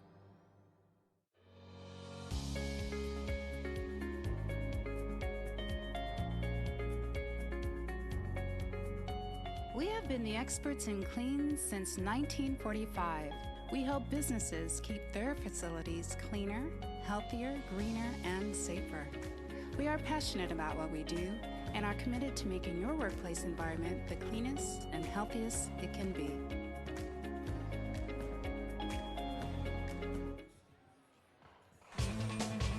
We are back on the campus of Grand Canyon University, where the Lopes lead the Dolphins 41-22. Barry Butel alongside Scott Williams. So glad you could join us tonight here on Veterans Day, and the bench has certainly been heard from. 22-9, they are outscoring the Dolphins. Even got some praise from Marley going off the court at halftime, and that's been, you really did a really good job when Coach Marley's impressed at the effort at half.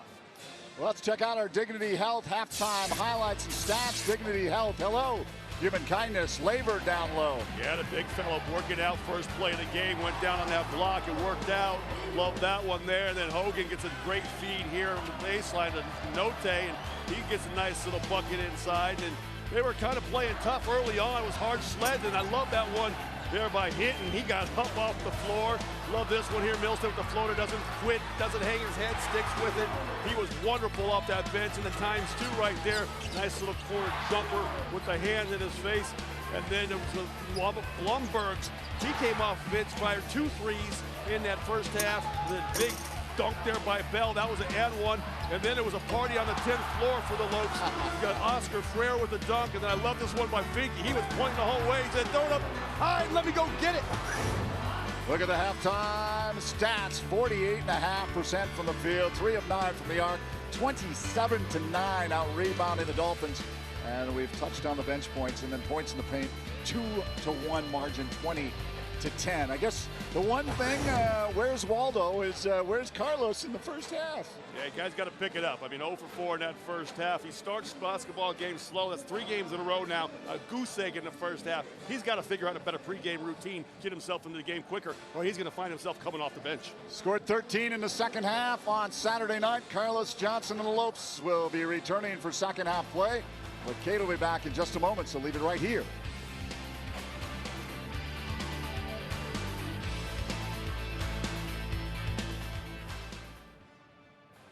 We watched it. Getting ready to trade it in. What are you doing? Just a little shopping. Wait, a new truck. Don't you think I should be involved? Of course. We'll head over to Sanderson Ford as soon as I'm done. I don't have time today. Hope we're going with 4 doors this time. Ooh, of course. I know exactly what I want. I mean, we want. A lightning blue Ford F-150 Super Crew with EcoBoost. All done. Shop from home, buy from home, we deliver. From the dealer you can trust, Sanderson Ford. Performance is your profession. You excel in bringing the best out of people. Through leadership and insight, you help others fulfill their promise. You share a unique bond with your family and cherish your time together. But you strive to take the next step in your career. GCU's online degree program in performance psychology will enhance your skills in helping others succeed. Master your craft in an online PhD program that puts innovation and technology at the heart of education. And you can do it all within a tight schedule without disrupting other aspects of your life. With a PhD in performance psychology, you'll have the tools you need to elevate your performance to the next level. When human excellence meets cutting-edge technology, business advances. Find your purpose at GCU, where advanced technologies drive education. Private, Christian, affordable, nonprofit. Visit gcu.edu/. We're back here, Veterans Day. We are bringing you Lopes basketball on your view. Thank you to all who served. We salute you. And now to what's been happening on the court. Leading all scorers tonight for the Lopes, it's Blumberg. He has 8 points to his name. Oscar Frere with 7 and Milstead with 7. Also, he's coming off the bench, and that's really been the story in this first half. The bench making an impression out there. Milstead with those 7 points, 3 rebounds, 2 assists, and Tim Finke with 5 points. The bench points for the Lopes, they have outscored their counterparts in Jacksonville 22-6, and the Dolphins are led tonight by Rubio with 6 points, but hats off to the Lopes defense. You'll remember Hogan came in here averaging 17 points a game for Jacksonville. So far tonight, he's being held to just 4 points. And guys, it looks impressive on the scoreboard right now as it reads the Lopes with a 41-22 lead at the break. But after talking to Dan Marley just a few moments ago, he's still not entirely impressed nor satisfied with the Lopes play. I'm not sure if he will be until that first weekend in April and his team is holding a trophy and cutting down the nets, right? But Right now, he wants to see a little bit more finishing on offense as the team driving to the hoop for those easy buckets. You got to get it in. That's a point I've seen you drive home too, Scott. Baby steps, Kate, baby steps. You want to get that WAC conference championship before we start worrying about April. But I like that one there by Melstead. Really did a nice job getting that team going with that all this bench effort there. He got spread that ball around Blumberg's Finke. And then he called up his own number a few times as well. There's the young, that's the young Finke right there on that bench. Really came in there. He makes the most of his opportunities. This game was tied at 9 before GCU outscored Jacksonville 32-13 to close out the half. Jackson, Laver, Michael Finke. Starting 5 on the court. Lopes fans remain on their feet till the first bucket. Kicked way out, Drexel.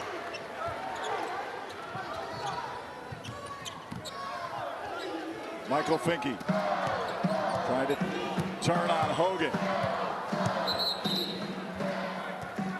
Little too much arm there by Hogan underneath. I like the way Finke was taking his time. He didn't have to panic.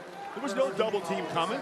So he just used his experience down there on that block until he got the foul. But really, what a job by Drexel. Going in there and getting that rebound, keeping that possession alive. He gets 1 or 2 boards a game that I don't think he's supposed to get. He gets them anyway. Drexel. Near side, Frayer, quick move. Wow. Well, Frayer just got that ball in the wing and decided, I'm going to put my head down and drive it hard to the rack. And once I jump, there's committing to trying to get there with some power. And the Dolphin defender was late coming in there to draw that charge, got a lot of body, and it sends young Frayer to the line. 3 for David Bell. Goodness, that ball was halfway down the cylinder before it squirted back down. Iron unkind.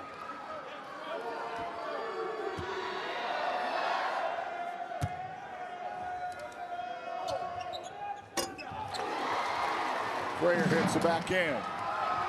20-point lead. Yeah, fans take a seat with that second free throw there. Santos, Hogan, near side for Tyrese Davis. Note, the Bell trying to move on Laver, can't do it. Put up by Note, heavy Laver. Puts it down on the floor, Drexel picks it up. Way up, Michael oh my. Nice pass over the top of the defense that time by Drexel. I don't know if Finke needed to put this one down. Check this one out one more time. Seemed like one long stride would have got him right to the front of the rim.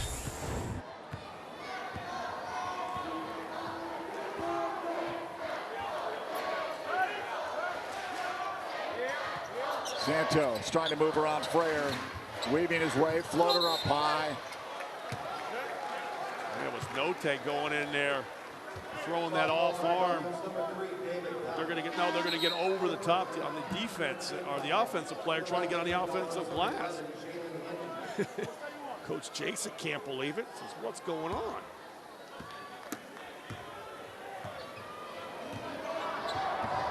Drexel brings it up. Bounce pass, Frayer. Back to Drexel. Off the glass and in. Nice. And the general with good court vision there. Finds the cutter. Screen off the ball. Little UCLA action. Gets an easy bucket. Picked off. Carlos Johnson. Trap and a hoop and a heart. Carlos Johnson, it's the second half. The second half is when he shows up. But how about the English he put on that ball? On the left side of the rim with the right hand and layup. Watch the fingers twist to spin that ball back up off the glass and in. Tell you what, that was nice. He was wearing number 23 for a reason, I guess. Yikes.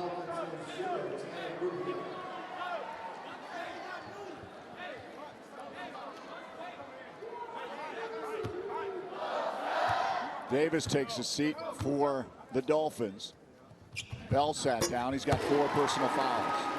6-0 first half run for GCU. They open up a 47-22 lead. This could get ugly real quick for the Dolphins if they don't start getting some buckets and then cutting off the inside on the defense. No doubt. Oh, got a hand, Drexel. back into Note's hands.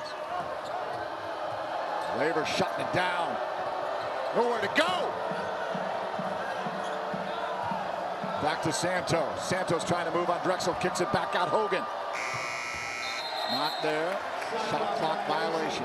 Well, remember that good defense that the Dolphins were playing on GCU early in the first half. Lopes have turned their own page up back on the Dolphins here. They're starting the second half with that same smothering defense, forcing a shot after 30 seconds that came up and resulted in an air ball. Laver. Hinton was coming down on him. I thought Oscar Ferrer was going to pull a long three there. I think Coach Marlin was saying, nope, set up the offense. Get that UCLA action again that they got a bucket on last time. Carlos Johnson! He went in there with mean intentions. He was worried. You think? That was a wrist breaker right there. Somebody would have got between that ball and the rim. Wow, he just gets fired up in a second. Freyer drives baseline. Up high. And the Dolphins turn it. Santos, kick out. Note, three.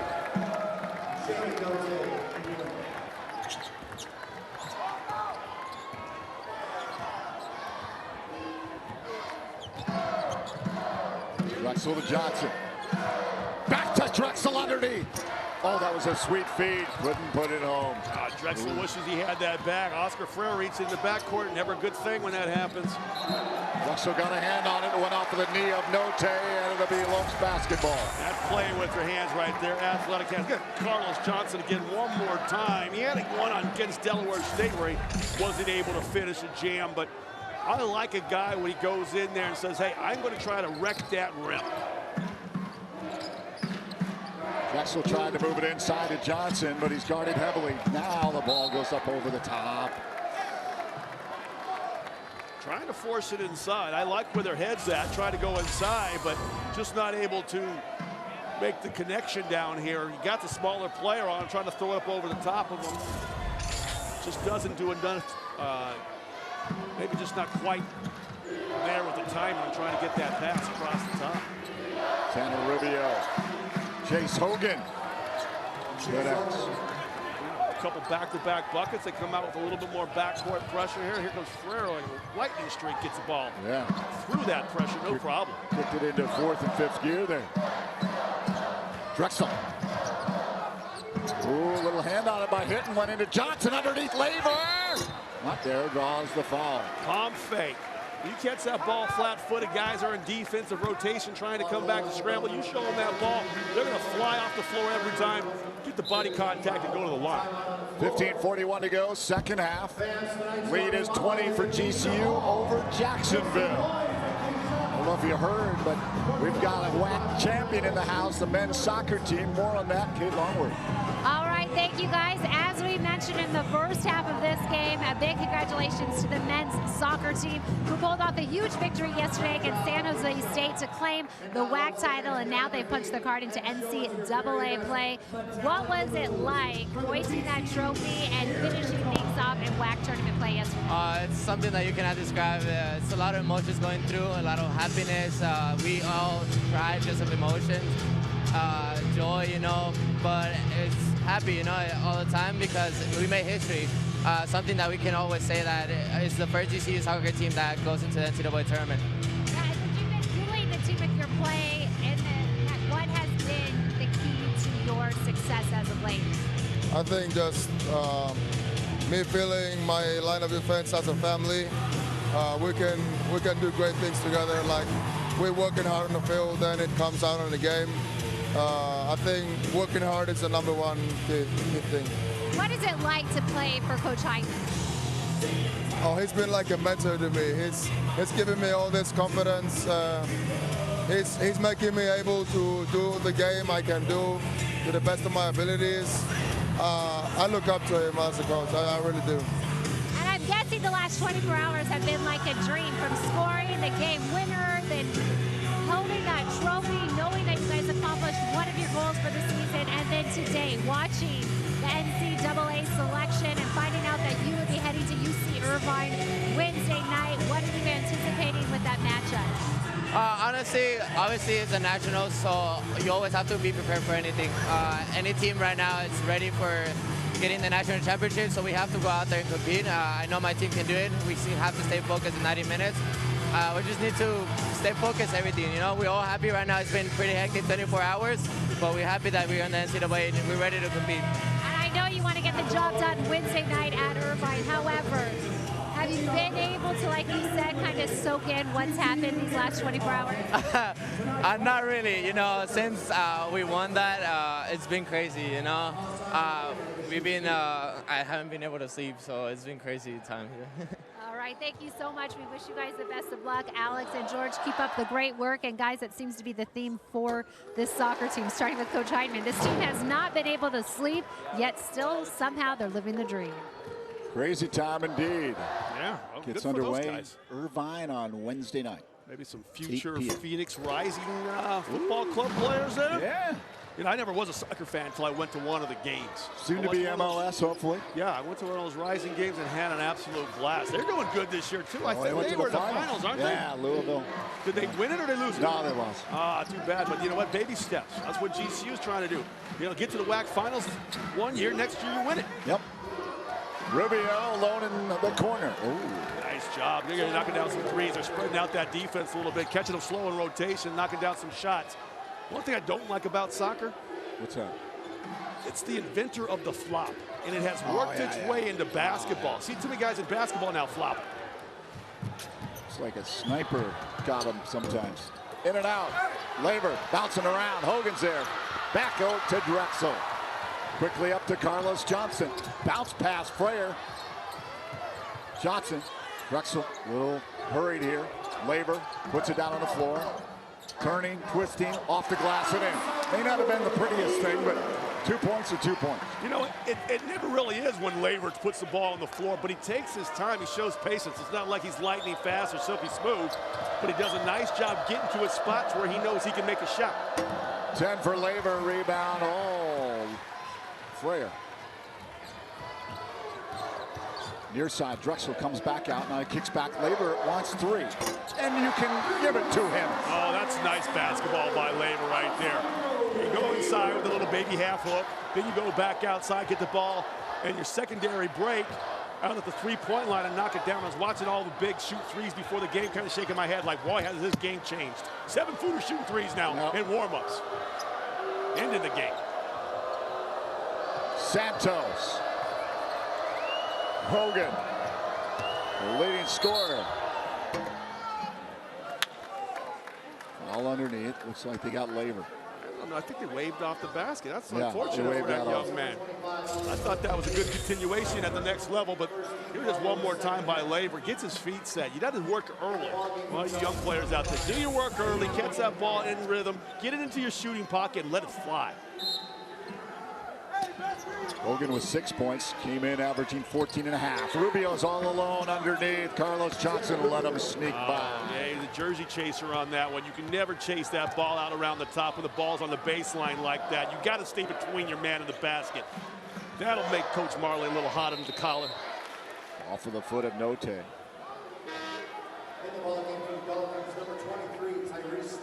Tyrese Davis back in, JD Note out.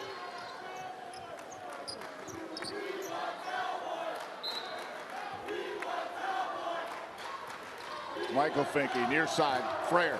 Ooh, got it. Davis came on the court and took it away. Hoop and a harm. Laver got tangled up. Check out this one more time right here. He goes away from the screen, but nice play defensively, poking that ball away. And then I love that right there. You want to challenge a big player. Try to jump with him where he can block your shot. Get into his body, under his undercarriage, into his chest, and draw that foul. Three-point play for the Dolphins. Laver's got 3 personal fouls. Well, after that lead had ballooned up to 27, then Dolphins have come back and cut it. Grief. Carlos Johnson. Johnson. I think they just got to steal. Never over till it's over. Wow. Backdoor and a dunk there. Carlos Johnson's got to stay focused. Marley wants a timeout. He's not red. I think he's purple. He's the color of his tie right now. He's upset. His team has lost their focus, and they become sloppy and lackadaisical. Yep. Precisely.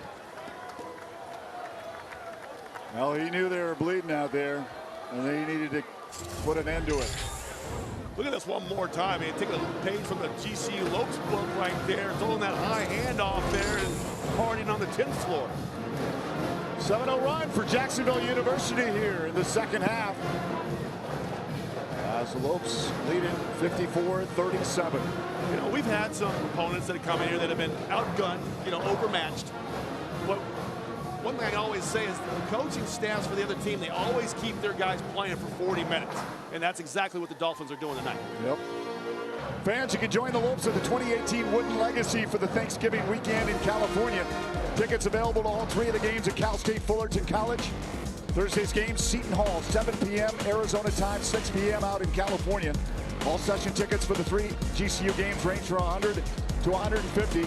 Come support the Lopes over Thanksgiving at the 2018 Wooden Legacy Classic. Cal State Fullerton is your destination. Game 2 of the victory means the winner of Hawaii-Utah. And then if they go on to win, they'll play Sunday as well. Saturday an off day, and I know a lot of the students will be heading out to Disneyland. Who doesn't love Disneyland? Oh, I love Disneyland. Oh, take me with me. I'll go on that trip. Small World. Oh, that's about the only one I'd probably really, I'd be honest, I probably don't like that one. After hearing that song about, the boat's way too slow. And you hear that song probably, what, 18 times before you get to the other end of the tunnel? There's a lot of ready to coins put a hot there. fork in your eye. Wow, you really turned evil on us. But Pirates, give me Pirates of the Caribbean. Oh, Pirates of the Caribbean. I love that one. Yeah. That Cars, love Cars. Cars are fun. Johnson, Michael Finke. Speaking of big men, hitting threes. I was watching those bigs. Oh, look at Frere. Whoa. Who was that? Rubio. Frere and McCollum? Yeah, McCollum. Yeah, referee's going to get in there separated. You know, they're just pushing and shoving a little bit, you know, jawing at each other, flapping their gums. All right, let's go now. Here we go. They'll probably give a double tech. Yeah, probably a little double tech. So the next one will get them tossed out. Yeah, no one will shoot free throws. All right. We can't just keep playing. Oh, you know how we do these days. All right. Lopes had first half turnovers of 6. Second half, they've got 5 already. Okay, take a look. Coming out of there, he's just trying to push Frere, trying to get down the floor. He's got the arm that kind of. Yeah, he got that right chicken wing down on him, so he couldn't get run down the floor there. And then he's looking like, I'm not doing anything. Sleight of hand ship, I like it. I love it. Kidding me? Hey, they're throwing ding-dongs out there. Tell them to throw one up here. Is that what they're throwing out? Yeah, they're throwing out sweet cakes or something. Oh, what is this? I wish I had better arms that could make it up there.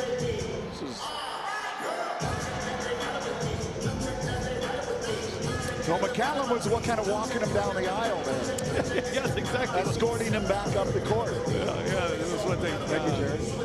What's that? What they got? Prom court where they're the kings and the queens. You got to walk down the aisle, lock arms, and do that. McCallum should have given him like a corsage or something. Let's send it down to Kate. Stop this. We're getting off crazy. Well, guys, as they figure this out, let's just talk about what the Dolphins have been involved with since arriving here in Arizona. They, of course, had the game at NAU on Saturday, and then yesterday, with some time on their hands, they were able to head to the Grand Canyon.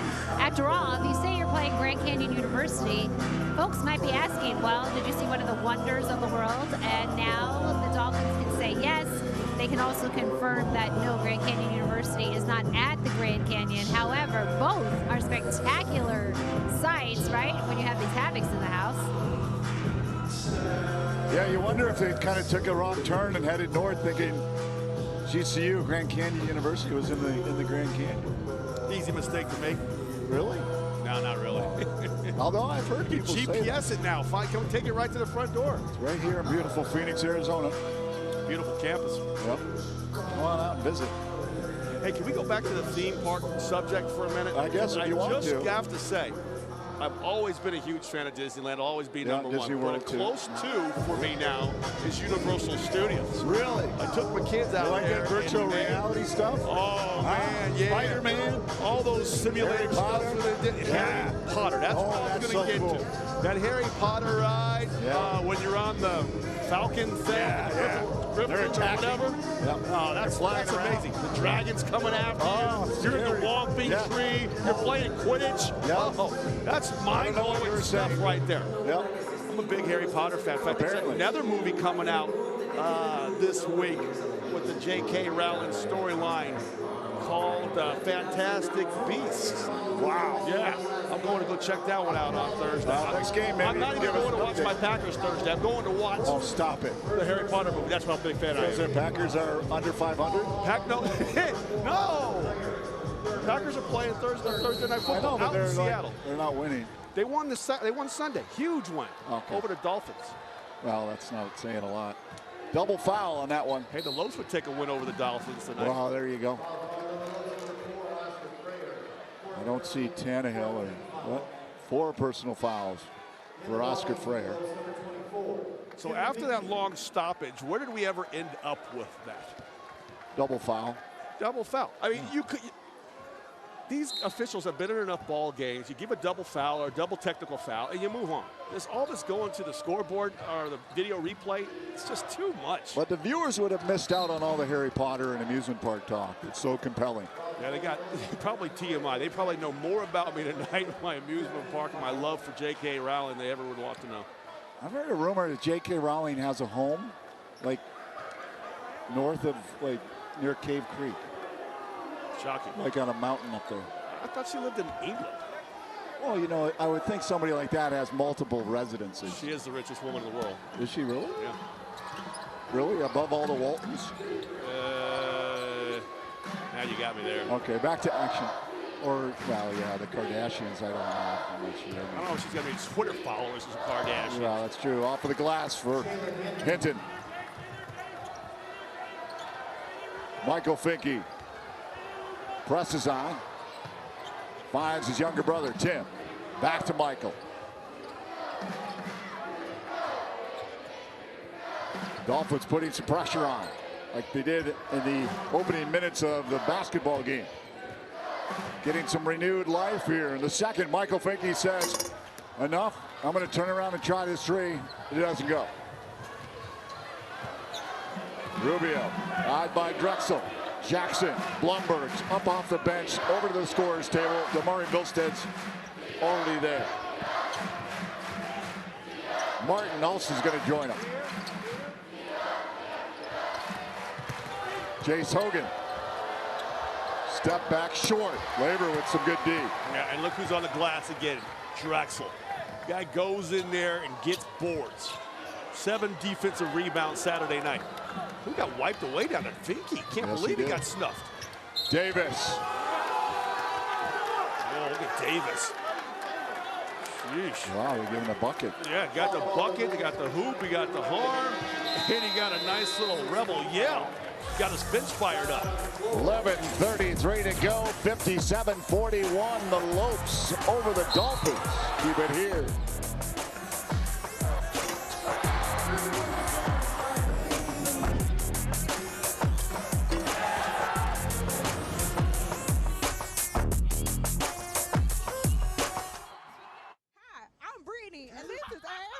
Hi, I'm Brittany Holwyn, and you should watch Ask GCU, where we answer your questions every week. And the points don't matter. Wait, what? Tune in every week for answers to be questioned. Where we answer your questions in a common... all right. I'm a professional hacker! Tweet hashtag AskGCU to get your question featured.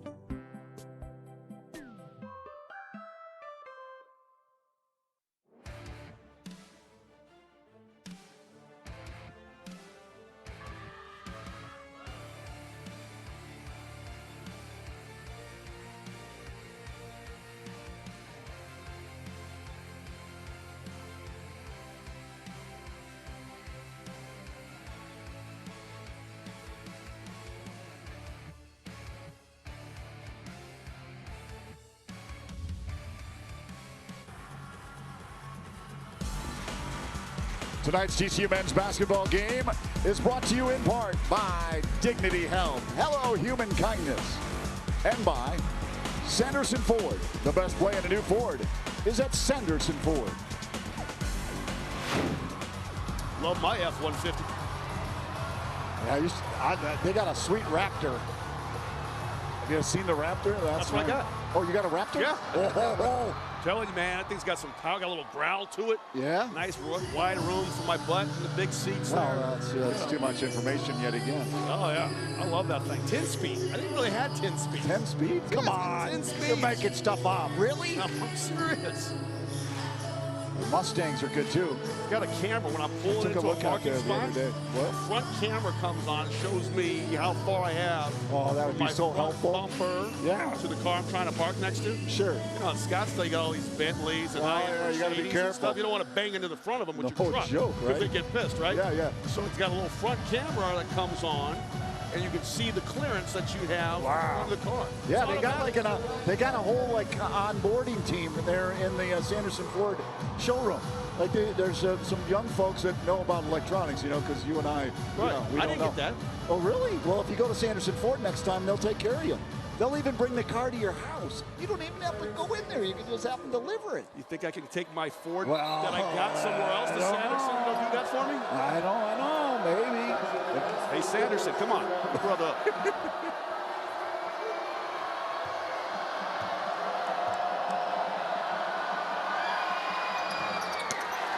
Did not get the three-point play completed. But tell you what now, this is a 16-point game, and a lot of time left. We've lost our focus up here a little bit. Lopes better refocus and finish this game off properly. Tim Finke takes it. Rebound is there for Matt Jackson. How about that following up the play? I like that right there. I like the way Finke went in there, but I like Matt Jackson on the offensive glass. The last 48 hours has been tremendous.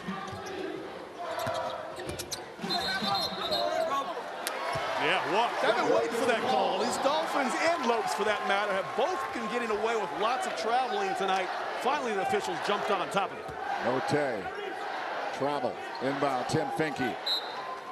Couple of ticks over 11 minutes to go into Milstead.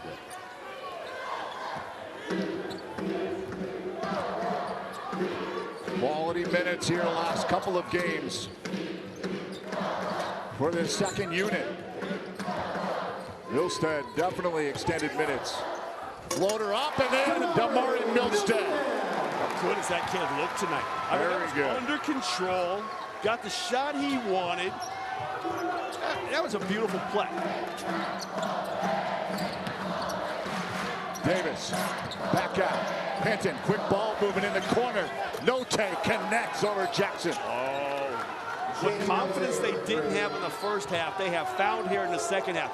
Maybe it's the large crowd, boisterous crowd that rattles some of these smaller programs when they come in here. It takes them a half to kind of settle down and relax. Preseason All-A son for Note and Hogan down low. Jackson Davis is in his face. Was that Matt Jackson going down again? A little pick and roll down the lane. Takes that body contact. Doesn't shy away from it. If you shy away when the big guy's coming over to block your shot, you're just giving him that space he needs to actually block your shot. You go straight up and strong and drive that ball to the basket. Now you get that foul. You go to the line, you can make your free throws. Shoot your free throws. You know, I was just catching down on our great Twitter feed down there. Mentioned an alum there at Jacksonville. Artis Gilmore. Oh, yeah, the A-Train. We talked about him, yeah. You said he was one of the strongest guys? One of the guys I enjoyed watching play the most. I grew up in Los Angeles, just outside. I used to watch Kareem Abdul-Jabbar and Artis Gilmore wage a war. Hey, Artis Gilmore was on a team in 69-70 at Jacksonville. They went 29-2. Finished second in the NCAA tournament that year. Amazing. Fourth ranked overall by the AP, but just one of the strongest guys. I put him up there with Will Chamberlain, Shaquille O'Neal, Artis Gilmore, probably the three strongest guys to ever play at the next level. Those that are watching, following Jacksonville basketball certainly know of whom you speak. Ooh, Note almost picked that off. Goes out, Lopes inbound with 16 on the shot clock. I want to believe his nickname was A-Train, but I'm not 100% positive on that one. I'll have to do a little Google search here with next break we get. But that was just, I played when basketball was tough. Back when those guys played, it was an all-out war every night. Milstead heavy on the three. Note. He looks for three. Rebound, Jackson. Nice rebound by Jackson in traffic. That was a bit of a heat check that time for Note. He would probably knock one down. He thought he could come back and crack off another. Ooh, Milstead trying to feed Blumbergs. Again, McCallum got a hand on it, poking it away. Stopping, popping, not there for McCallum. Blumberg's doing a job on the glass. Right now, both teams were hot for a minute. Now both teams cooled off the last 3 possessions. Milstead moves to his right. Tim Finke off the wing.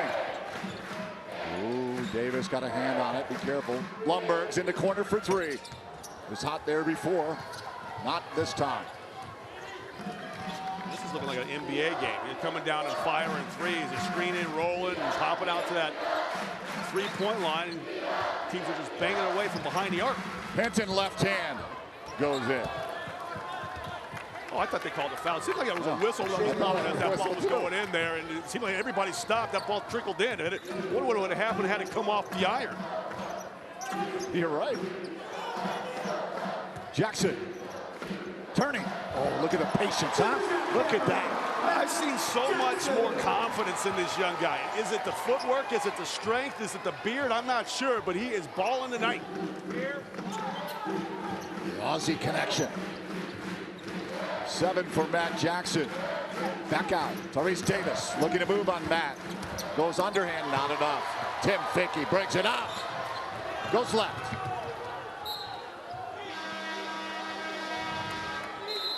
Time out on the floor. Got one more time here. This one is little Aussie down there. Jared Martin to his other brother from down under. Matt Jackson's playing well tonight. Alessandro Labert, last game piled up some points. He's had a lot more minutes here tonight. 13 points in the game. Yeah, I like the way he got started. He didn't get himself into foul trouble. He got himself engaged in the game because he got off to a good offensive start. They gave him that ball down low. He operated. Now he was able to, once he gets that visualization, that ball going through the basket, he can step out behind the arc and shoot the ball up over the top of the defense. But he starts with a power game down low, and that's what the Lopes need. You can't have everybody out there shooting the ball from outside just because you can make a shot. You got to punish a smaller team that's undersized down low. And that's one thing he did tonight. Got this team off a real good look offensively. 13 points. And the next is free throws down. For a big guy, he's got a nice soft touch with the free throw line. Yeah, free throw line and the arc even. Well, fans, we've been reminding you, coming up, you can support a family in need this Christmas. Operation Santa Claus, presented by our partner, Sanderson Ford, will be at the men's basketball game on November 16th and December 1st from 5 to 7 p.m. right outside the arena, accepting donation items, including new toys, children's clothes, non-perishable food items, and monetary donations. You can even be entered to win a new car, Scott. For contest rules, gifttotheclaws.com. Look for the Sanderson Ford tent and volunteers and red shirts outside the arena November 16th and December 1st. You have to be coming in to attend those games to make that donation. We hope that you will do so on November 16th coming up and December 1st. Arkansas State coming in November 16th. Boise State returns in this home and home.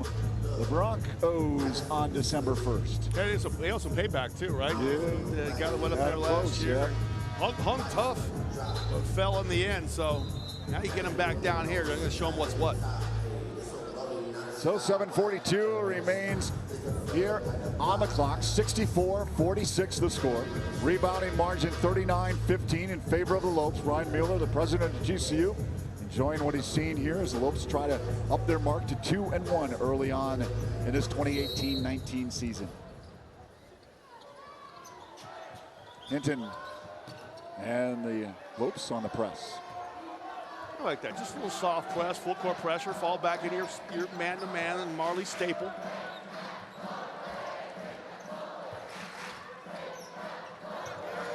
Hinton. Santos. Rubio. Bounce pass inside. Bell with 4 personal fouls with the left-hand hook. Wow, I'll tell you what, Bell has set himself a nice little basketball game. They switched smaller player on him. He didn't try to rush it and commit a foul, banging the guy down low, waited for the ball to be swung to the wing, got a good entry pass, and then finished it. Kicked out. Martin pulled down. Now he wants it. Ooh, short. I'm still waiting for one of these GCU players to make a step back three-pointer. I just don't think that's a real good shot at this level for these players. I know they see probably Steph Curry and some of these other fantastic shooters at the next level make that shot. If you don't get a rhythm shot where you can just catch and shoot a three-pointer at this level, just don't take it. Drive the ball to the basket like Hinton just did. Yep, exactly. Martin without a point here tonight. Look at this. He's coming right back with 5 starters. Not happy with the effort the bench keeps giving here in the second half. Milstead in and out. Well, they started pretty strong and faded a bit. And it's a 14-point game with 6.5 minutes to play. Note underneath. Bell looked to slam it home. Not there. Tim Finke. Dodged a couple bullets that time. Martin puts it home for his first bucket. That's what you get. You get a rebound going the other way, fast break bucket when you were struggling to score. 5 Lopes waiting at the scorer's table. Rubio eyed by Tim Finke, near side. Looking for a little bit of support from Hinton. Frees up, Rubio trying to step back, little floater, not there. Rebound, Martin. Good job by Jackson on the smaller player. Slid those biscuits down that lane. Played without fouling. There's a little stoppage of play here. I'm not quite sure why. Oh, looks like there might be a little cut on one of the Dolphins players going off. And I love that one there. Was that Finke or was that Drexel? Head was up, and he's looking down the floor. That's what I love. Give the ball ahead to one of your teammates so there's a higher opportunity to score. He could have pushed that ball on the dribble, but then the break might have been gone. Starters back in the game for the Lopes, all 5. Drexel floater, a little soft, kind of came off his hand awkwardly. Somehow picked it up, but Rubio was there to pick it off. Up to Tyrese Davis. Davis on Laver. Not there. Laver can't pick it up. Jace Hogan. Michael Finke knocks it out. Foul there. Tough one that time because you had 2 Lopes down around the ball, and somehow Dolphin comes up with it. And they're smaller size. I think it goes right back into the chest of Laver. Laver, he's got pretty good position there. He's got pretty good position here, but just allow that player to knife in, and he just bangs right into the chest of Laver, and he's going to go back to the free throw line. So nice job there by Hogan. Laver with 4 personal fouls. 7 points for Jace Hogan. As mentioned earlier, 14.5 points. Averaging coming in their leading scorer.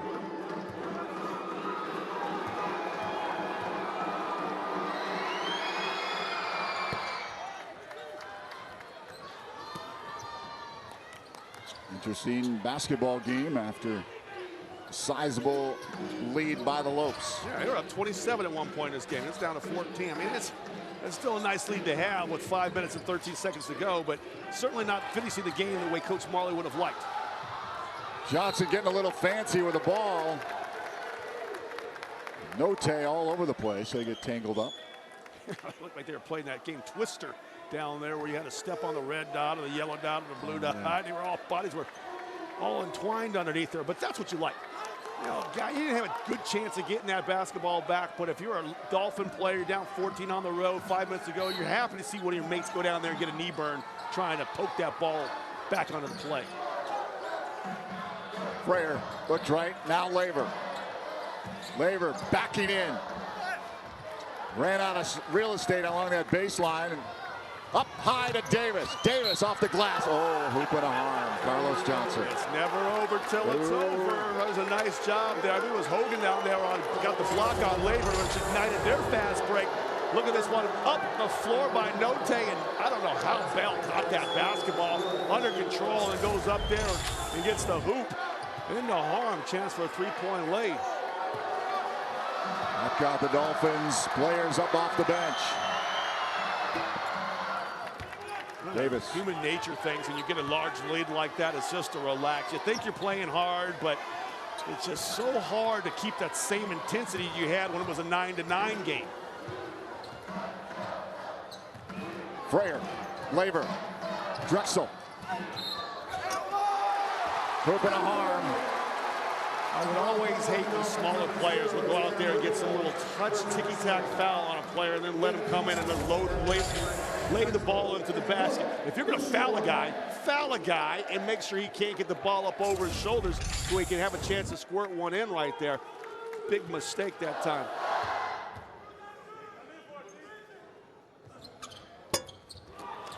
Oh, pushed out by Laver. Yeah, good call.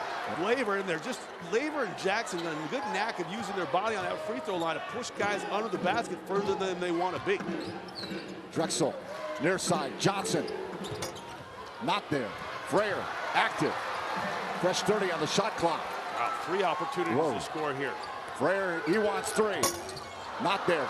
Michael Finke got a hand on it. Drexel comes in. Oh, it doesn't go off the glass. He won't see an easier opportunity all season than he had just there. But I'll tell you what, 4 opportunities to try to get 4 or 5 points on that possession.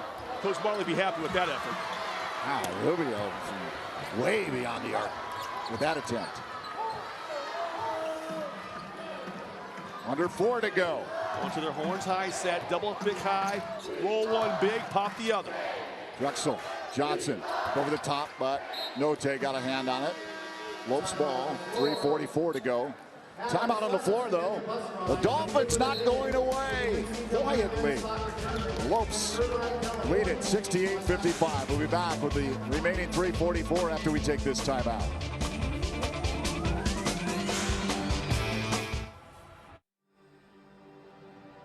You use the latest technology to treat patients, but your care and compassion is timeless. And as an RN, you delight in sharing it. But there's always room to grow. Advancing your career means helping more patients and providing even more care. Grand Canyon University's online programs in nursing make it convenient for you to become the expert every patient deserves. Healthcare has made significant advancements, and GCU teaches you how to prepare for the future. By applying that knowledge, you're able to stay up to date with the latest medical technologies. And since GCU's nursing programs are online, you can access your program from anywhere, so you're always there for those most important. Find your purpose at GCU, where advanced technologies drive education. Private, Christian, affordable, nonprofit. Visit gcu.edu/. Welcome back inside GCU Arena, where the Havocs and the fans in attendance, they're loud with the GCU on top here, 68-55 over Jacksonville. How is Dan Marley feeling, though? Well, we know he's very intense. We can see that just by the way he coaches. But no one knows him better than his associate head coach, Lewis Wilson, who stands beside him game after game, with him practice day in and day out. And he told us what it's like to be with Dan Marley. You know, being with Coach Marley, he's a fairly intense coach, the way he was as a player. And I enjoy that very much. And I think that's great for the kids. He's super authentic. He's probably the most authentic person I've been around in my 27 years of college coaching. So I respect that and I enjoy that. He demands a lot from the players, but he doesn't demand more than he gives. Wilson summarizing just the man, the character, the player that Coach Marley is. And in the last game on Saturday night, Danny Ainge, Marley's former Suns teammate, was in attendance. And he too told me that what was so exciting about watching the Lopes play is that it just was Dan Marley coming through those players. It was a Dan Marley game, especially on Saturday night, where you saw the Lopes defense come alive, but also making things happen on offense, that fire, that intensity. We'll see if they can do the same in these final 3 minutes, guys. No doubt about it. They need a little fire and enthusiasm to put the game away. He walked. Yep. Got that ball stuck on his leg there and traveled with it. But yeah, you know, this is actually not the way Coach Marley would have liked to see this thing drawn out. He would have liked to see that 20-point lead go to 30-35. Yep. But now that it's down to 13, team's got to lock in and focus a little bit. Because you're going to be in a lot of games where you're up, you know, 6-7 points. You've got to focus and finish a game the right way, getting stops and getting high percentage shots. Drexel got out a little late. 3-point attempt. Rings out. Yeah, got to control the boards, and they've done a nice job of that. A 46-22 advantage on the glass. Ooh, almost picked off by Note. Johnson off the glass. Labor's underneath. Waits. Off the glass, draws the foul. Extra possessions, offensive rebounds, not turning the basketball over, getting high percentage shots. That's how you finish out ball games when you have a lead. Carlos Johnson, for the life of me, can't figure out why he didn't try to go in there and slam that one home like he had some earlier in the game. But 19 offensive rebounds now for the Lopes. It's fine when we've got a sizable lead like this, do the Lopes, but Boise State, New Mexico State, Nevada, at Texas. Texas. They got a lot of tough games coming up. Yeah, they've got to go for the knockout punch when they have it, and they've got to keep the intensity level up. I agree with you 100%. They can't take their foot off the gas pedal. This is where you learn how to do it. Got to deliver that knockout punch. Drexel dove for it. Laver up for Frayer. Frayer up high for Carlos Johnson. It's just sloppy. There was really no need for it. You're at 15 points. You're under 3 minutes to go. It wasn't 100% opportunity for that play to be converted. Just dribble the ball back out and set your offense. Nothing wrong with burning a little time and getting a higher percentage shot. Drexel. Johnson looks for three. Well, he couldn't throw it in the ocean from a boat.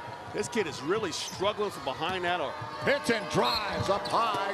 Foul on Michael Finke.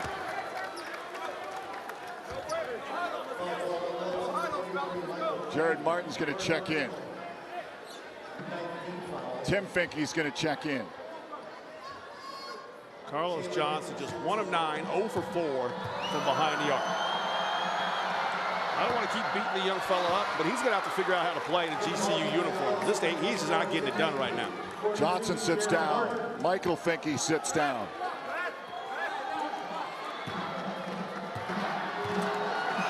And they need him. Well, Milstead came in and played very well. But they need the depth. They need the talent. Drexel. Drexel sworn. Finally gets it to Martin. Back to Drexel. Davis on him. 10 on the shot clock. Bounce pass inside. Laver. 6, 5. Tries to muscle his way. Turns right hand. Heavy. Tim Finke underneath. Swatted down by Hinton. Nice job by Tim Finke. Yeah. He comes in like Drexel, rebounds outside of his area, grabs a 20th offensive rebound for the Lopes tonight. 20 offensive rebounds. Look at that. Just goes in there, pokes it away, doesn't dribble it back out, goes right back up with it without putting the ball on the floor. That's a freshman doing that. 7 rebounds for Tim Finke.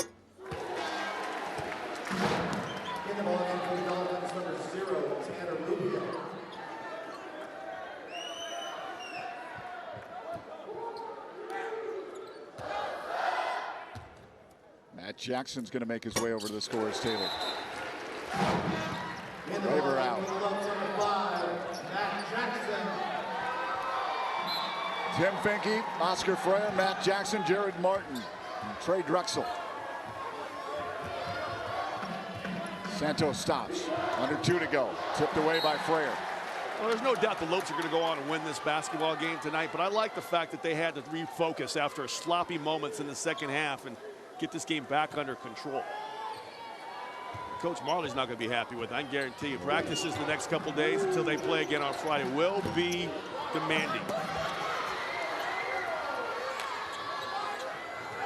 Drexel.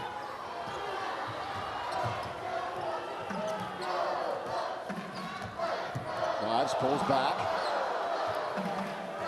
Wants Jackson to come out and offer support. Moves to his right. Frayer back to Drexel. Look out. Note almost got a hand on it. Got a little bit of that. Tim Finke looking to drive. Spins.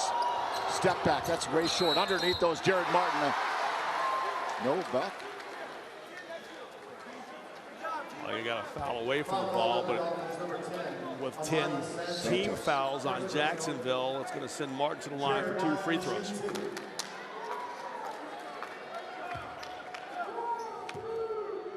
Jared got that shiner in the last game.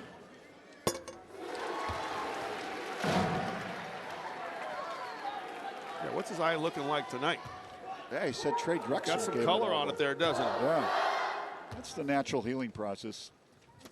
He hit his own player, the one that popped him.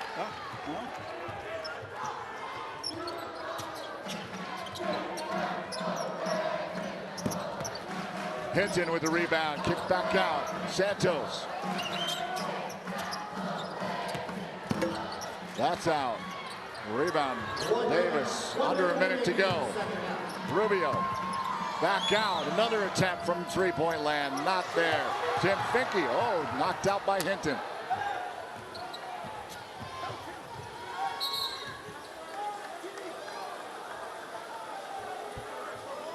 Frayer's going to be called. That'll be 5 for Oscar Frayer. 10-team foul, putting the Lopes over the double-team foul limit. In the ballgame for the Dolphins, number 5, Anthony McCallum. For the Lopes, number 11. Mari Milstead checks in. J.D. Note to shoot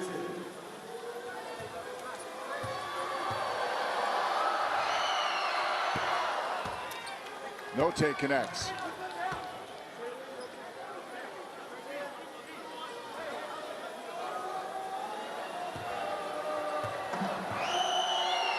For Note, and one more.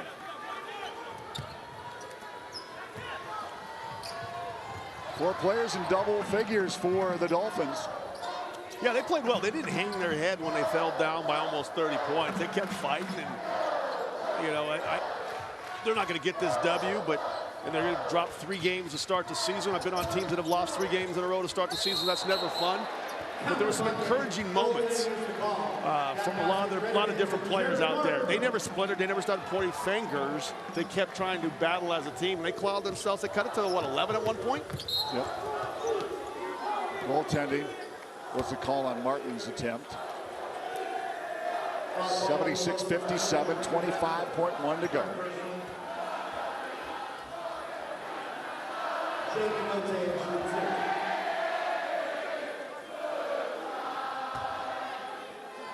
One more home game before. Yeah, Arkansas State coming in. The Red Wolves of Arkansas State coming in here on Friday. Yep. Going to make it 3 in a row. Well, if they play with the same intensity they had in the first half, they will. But if they're lackadaisical or from some of the moments they showed in the second half, it will be a struggle.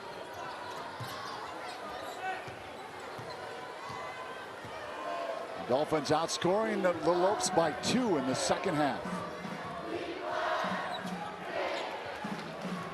Milstead. Counting it down.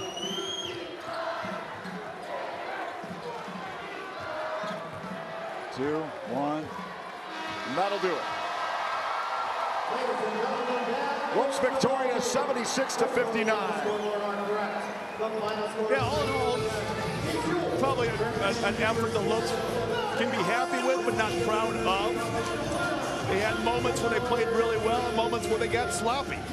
So they'll take some good and some bad away from this game tonight.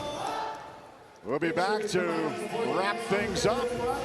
Give you our player of the game tonight as the Lopes are victorious and improve their regular season mark to 2-1 with a 76-59 win over the Jacksonville University Dolphins.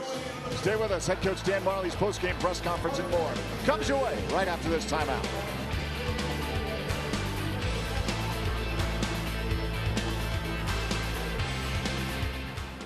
About time we watched it.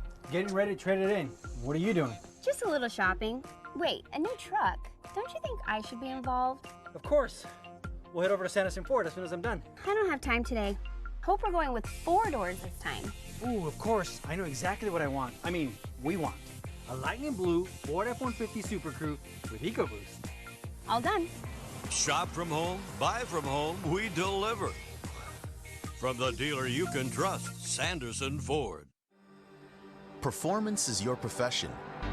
You excel in bringing the best out of people. Through leadership and insight, you help others fulfill their promise. You share a unique bond with your family and cherish your time together. But you strive to take the next step in your career. GCU's online degree program in performance psychology will enhance your skills in helping others succeed. Master your craft in an online PhD program that puts innovation and technology at the heart of education. And you can do it all within a tight schedule without disrupting other aspects of your life. With a PhD in performance psychology, you'll have the tools you need to elevate your performance to the next level. When human excellence meets cutting-edge technology, business advances. Find your purpose at GCU, where advanced technologies drive education. Private, Christian, affordable, nonprofit. Visit gcu.edu/. Back at GCU Arena, where the Lopes are victorious, 76-59 over Jacksonville University. Larry Vitale, Scott Williams, joined by Kate Longworth, Paul Coro inside the press conference area for head coach Dan Marley after, well, the second half was kind of a different story. Well, they had a huge lead, and they let the Dolphins, who, give them credit, they weren't going to go away quietly. No, they came to play all 40 minutes. They figured they'd make the trip all the way out here from Jacksonville. They might as well play the entire game. Unfortunately, the Lopes didn't play the entire game. They took off about 12 minutes there in that second half where they lost their focus.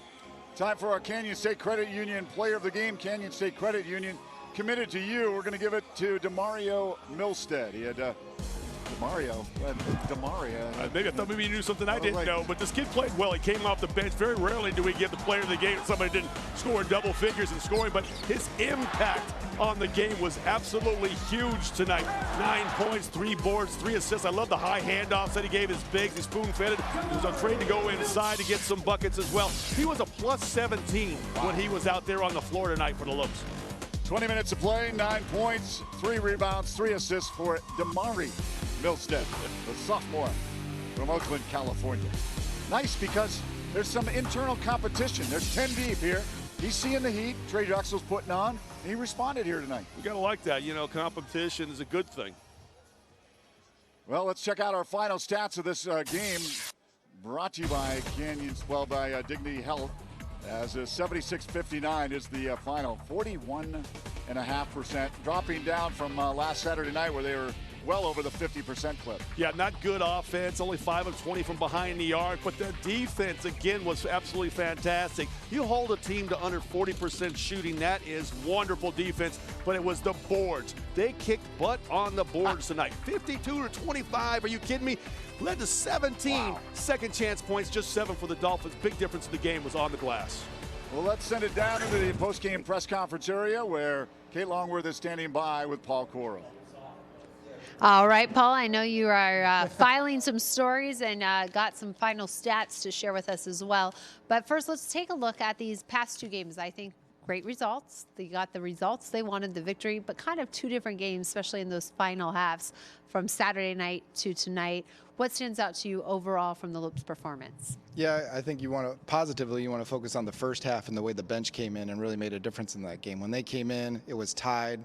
Particularly, I thought the backcourt, Demario Milstead, Tim Finke, they really helped turn the game around. Robert Blumberg's good to see him get going, a couple corner threes. Hadn't seen that from him all season. So some really good momentum from the bench there to stretch the lead. And really that was the difference in the game because even though Jacksonville pushed back a little bit, the cushion was big enough. You know, they stretched it, I think, to 26 at the beginning of the second half that they couldn't come all the way back. But a lot of disappointing things in there that give you a lot of fodder for practice the next few days before they play Arkansas State on Friday. Right, and I think one of the things we keep going back to Dan about is 37 points from the bench, and same with Saturday. The first half, you saw a lot of strong bench production. And the one thing he keeps saying is, well, yeah, they've got to do that because meaning, well, if you're seeing so much from them, what's that first team doing? What are those starting 5 doing? How do you see all that gelling together with those starters? Yeah, one thing that quietly developed these last 2 games is Alessandro Lever got established again as a scorer. And last time he was limited to 14 minutes, but he had 14 points. Tonight, he gets back to Lever about getting to the line, scored 6 of his points there. They went to him in the post early. He kind of bailed him out in the second half at the times when they were struggling that he could give them some points. They crashed the offensive boards great, and that was a big point of Dan Marley after the loss at South Dakota State, that the effort wasn't there on the boards.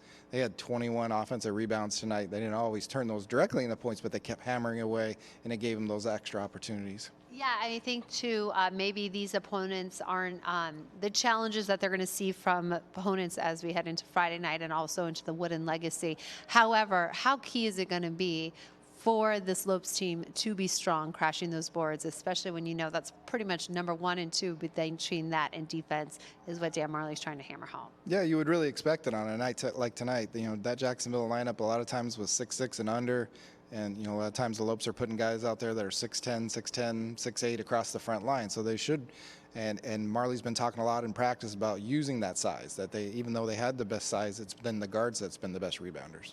All right, we've kind of broke it down a bit, but now let's see what the man of the hour has to say about the Lopes' performance. Well, I thought, you know, the win's a win. It was an ugly one, but we won it. I thought first half we were pretty good. Second half just came out and they turned up the pressure a little bit. We didn't match the pressure. We missed too many layups. We weren't strong with the ball. Too many turnovers. Too many missed shots. So hopefully we'll grow from it. You know, against Delaware State, I thought our second half was great. The second half was really not very good. But as I said, we won the game, so we'll take it, and we'll just get back in the gym and start working and get better. Guys in early off the bench, and they kind of gave you a boost. Yeah, I mean, that second group's got to give it a boost. I probably should have brought him in a little earlier in the second half, but that first group's got to learn to play too. I mean, unless I just decide to play all 10 guys 20 minutes, you know. That starting group's a starting group, supposed to be the starting group. So sometimes they got to push through, and you can't always just yank them when things aren't going right, especially in the early of the season. So I wanted to see how they respond, and then second group came in the second half and wasn't much better. I thought Damari was really good in the first half. Trey struggled. Damari stepped up and had a really good first half, played well. We got to keep that focus in that aspect, but second half just wasn't very good. Rebounding-wise, I thought we were really good. I mean, we had 21 offensive rebounds. You know, I rebounded them, by 25, 26 rebounds, so that's better. But the turnovers the last 2 games, 13 and 15, that's too many. What did you like about what Damari and Tim did in the backcourt there when you stretched the lead out in the first half? Well, you know, Damari under control, took some shots, got to the basket well, and that's what he does. Tim just plays hard. Tim just got to figure out, sometimes he's out of control because he plays so hard, and he's a freshman, and he just helter-skelter, but that's what makes him good, and he'll figure it out. So Tim will play extended minutes a lot, and Damari, you know, when he gets his chance to go in there, that's what he's got to do, and then he's got to bring it in the second half too. I know he sat on the bench for a long time, but sometimes that's what happens when you want to see if your first group can get it done. So I thought in the first half he was really good. Did you feel like in these last 2 games you started to get Ali reestablished a little bit scoring-wise? I'm trying. He's got to be able to hang on to the ball. You know, Ali's the same as everybody else. He's missing layups. He's not securing the basketball and rebounding. And I told him this is a tough year for him. It's not going to be who's this kid. They know. So every time he down there, they're going to be slapping the ball, and he's got to just fight through it. And I'm on him harder than anybody. And I told him, if I can't yell at my best player, who am I going to yell at? So he's got to get better. Right now, I'll be honest with you, he's not very good. He's not finishing around the basket. He's getting the ball slapped out of his hands. He's just not very strong. And that's one thing he's really got to work on, and he'll do it. He's a hard worker, but it's my job to be hard on him. How do you help navigate these young players where the spotlight is on GCU now, whether they're picked to be the player of the year or heading into a Wooden Legacy, not overlooking Friday's game? How are you keeping their mindset in the present? Every day, like I said, we have to go at it, and then this isn't a shock for any guy that I recruited. I told them what to expect. It's not come play in the Y. This is high pressure. We need to win. I'm going to be on you nonstop. You know what you signed up for. So all these guys understand that what they're playing in front of, what they're playing for, what I expect. So this is not a surprise to any of those guys. I don't care if they're young or they're old. They know. I made it very clear when I sat with them before they signed that this is what I expect out of you, and here's the pressure, and this is what's going to happen. So as a basketball player, that's what you should love. And they know that I coach them hard, but they know I love them too. So they understand not so much see how I talk to you, but understand what I'm saying. Because I tell them all the time, if I chew you out, and then I swear that next minute's gone, I forgot about it on the next play, and they should do the same. And that's just being coached. That's all there is to it. And just got to deal with it. And like I said, if I can yell at Ali, and I yell at him more than anybody on that team, if I can yell at Ali, I can yell at everybody. Right, Paul? You expected better shooting, and I am, and it's not there right now. And I expect that. We can't make a layup right now, so I don't know what to tell you. Rob made 2 threes, which was great. He makes them all the time in practice. So Eventually it'll come. We just got to keep working. We can shoot the ball. Believe me, we can. It's not here right now. It's not even close right now. I don't know what to do. We're just going to keep working. We work on layups every day, and we keep missing them. So just something we got to keep working on. Is this about as healthy as you've seen Matt Jackson looking a long time, the way he's moving? Yeah, he moves well. You know, Matt's just got to be a little more confident. He's got to get stronger too. But Matt's healthy. He's a big part of what we do. He comes in there with that second group, and we were able to switch everything. He can get down and guard. So, yeah, Matt, I'm glad. He went through a lot of injuries and a lot of tough times, and I'm glad he's back. Thank you. Thank you. Let's revisit our Sanderson Ford 3 keys to tonight's victory over the Dolphins. Yeah, salute to service. It's all about giving something up for your teammates, making them better. They just had the 13 assists tonight, but they had some good ball movement, a lot of hockey assists. You know, the pass that leads to the assist. They had a bunch of those tonight as well. Bench was fantastic. 37 points, 8 boards for Jackson, 8 boards for Finke off that pine, 24 rebounds for the bench. And then I think they didn't really, it was average. When things got tough, I don't know if any one player righted the ship more. The game clock did more than anything else. So just kind of average when it went to, you know, being there for one another and fighting through the tough moments tonight. Just kind of average. Yeah, the turnovers, you mentioned it, 13 the other night, 15 here tonight. That has to come down for him. Yeah, it's got to come down, and that's some new parts out there. Guys got to get familiar with one another, getting into the offense, getting used to how their teammates like to play. All right, well, they will take this 2 straight winning streak on to Friday night to close things out against the Red Wolves from Arkansas State. We hope that you'll join us back in action Friday, 3rd game of this homestand, as the Red Wolves of the Sun Belt Conference come calling. They are led by head coach Mike Bellato, who was an assistant at Louisville when they played at GCU back in 2016. Remember that? Guard Ty Cockfield II, who averages 14.9 points last season while he's coming to town. Kate will anchor the Lopes pregame show at 6:30. Tip-off set for 7. You can tune into your view or watch online at GCU.TV or ESPN3. Well, again, that'll do it from GCU Arena, where tonight the Lopes beat the Dolphins 76-59. Please join us again, as I mentioned, Friday evening. GCU hosting Arkansas State. But until then, for Kate Longworth, Scott Williams, and our entire crew, I'm Barry Butel, wishing you a wonderful evening.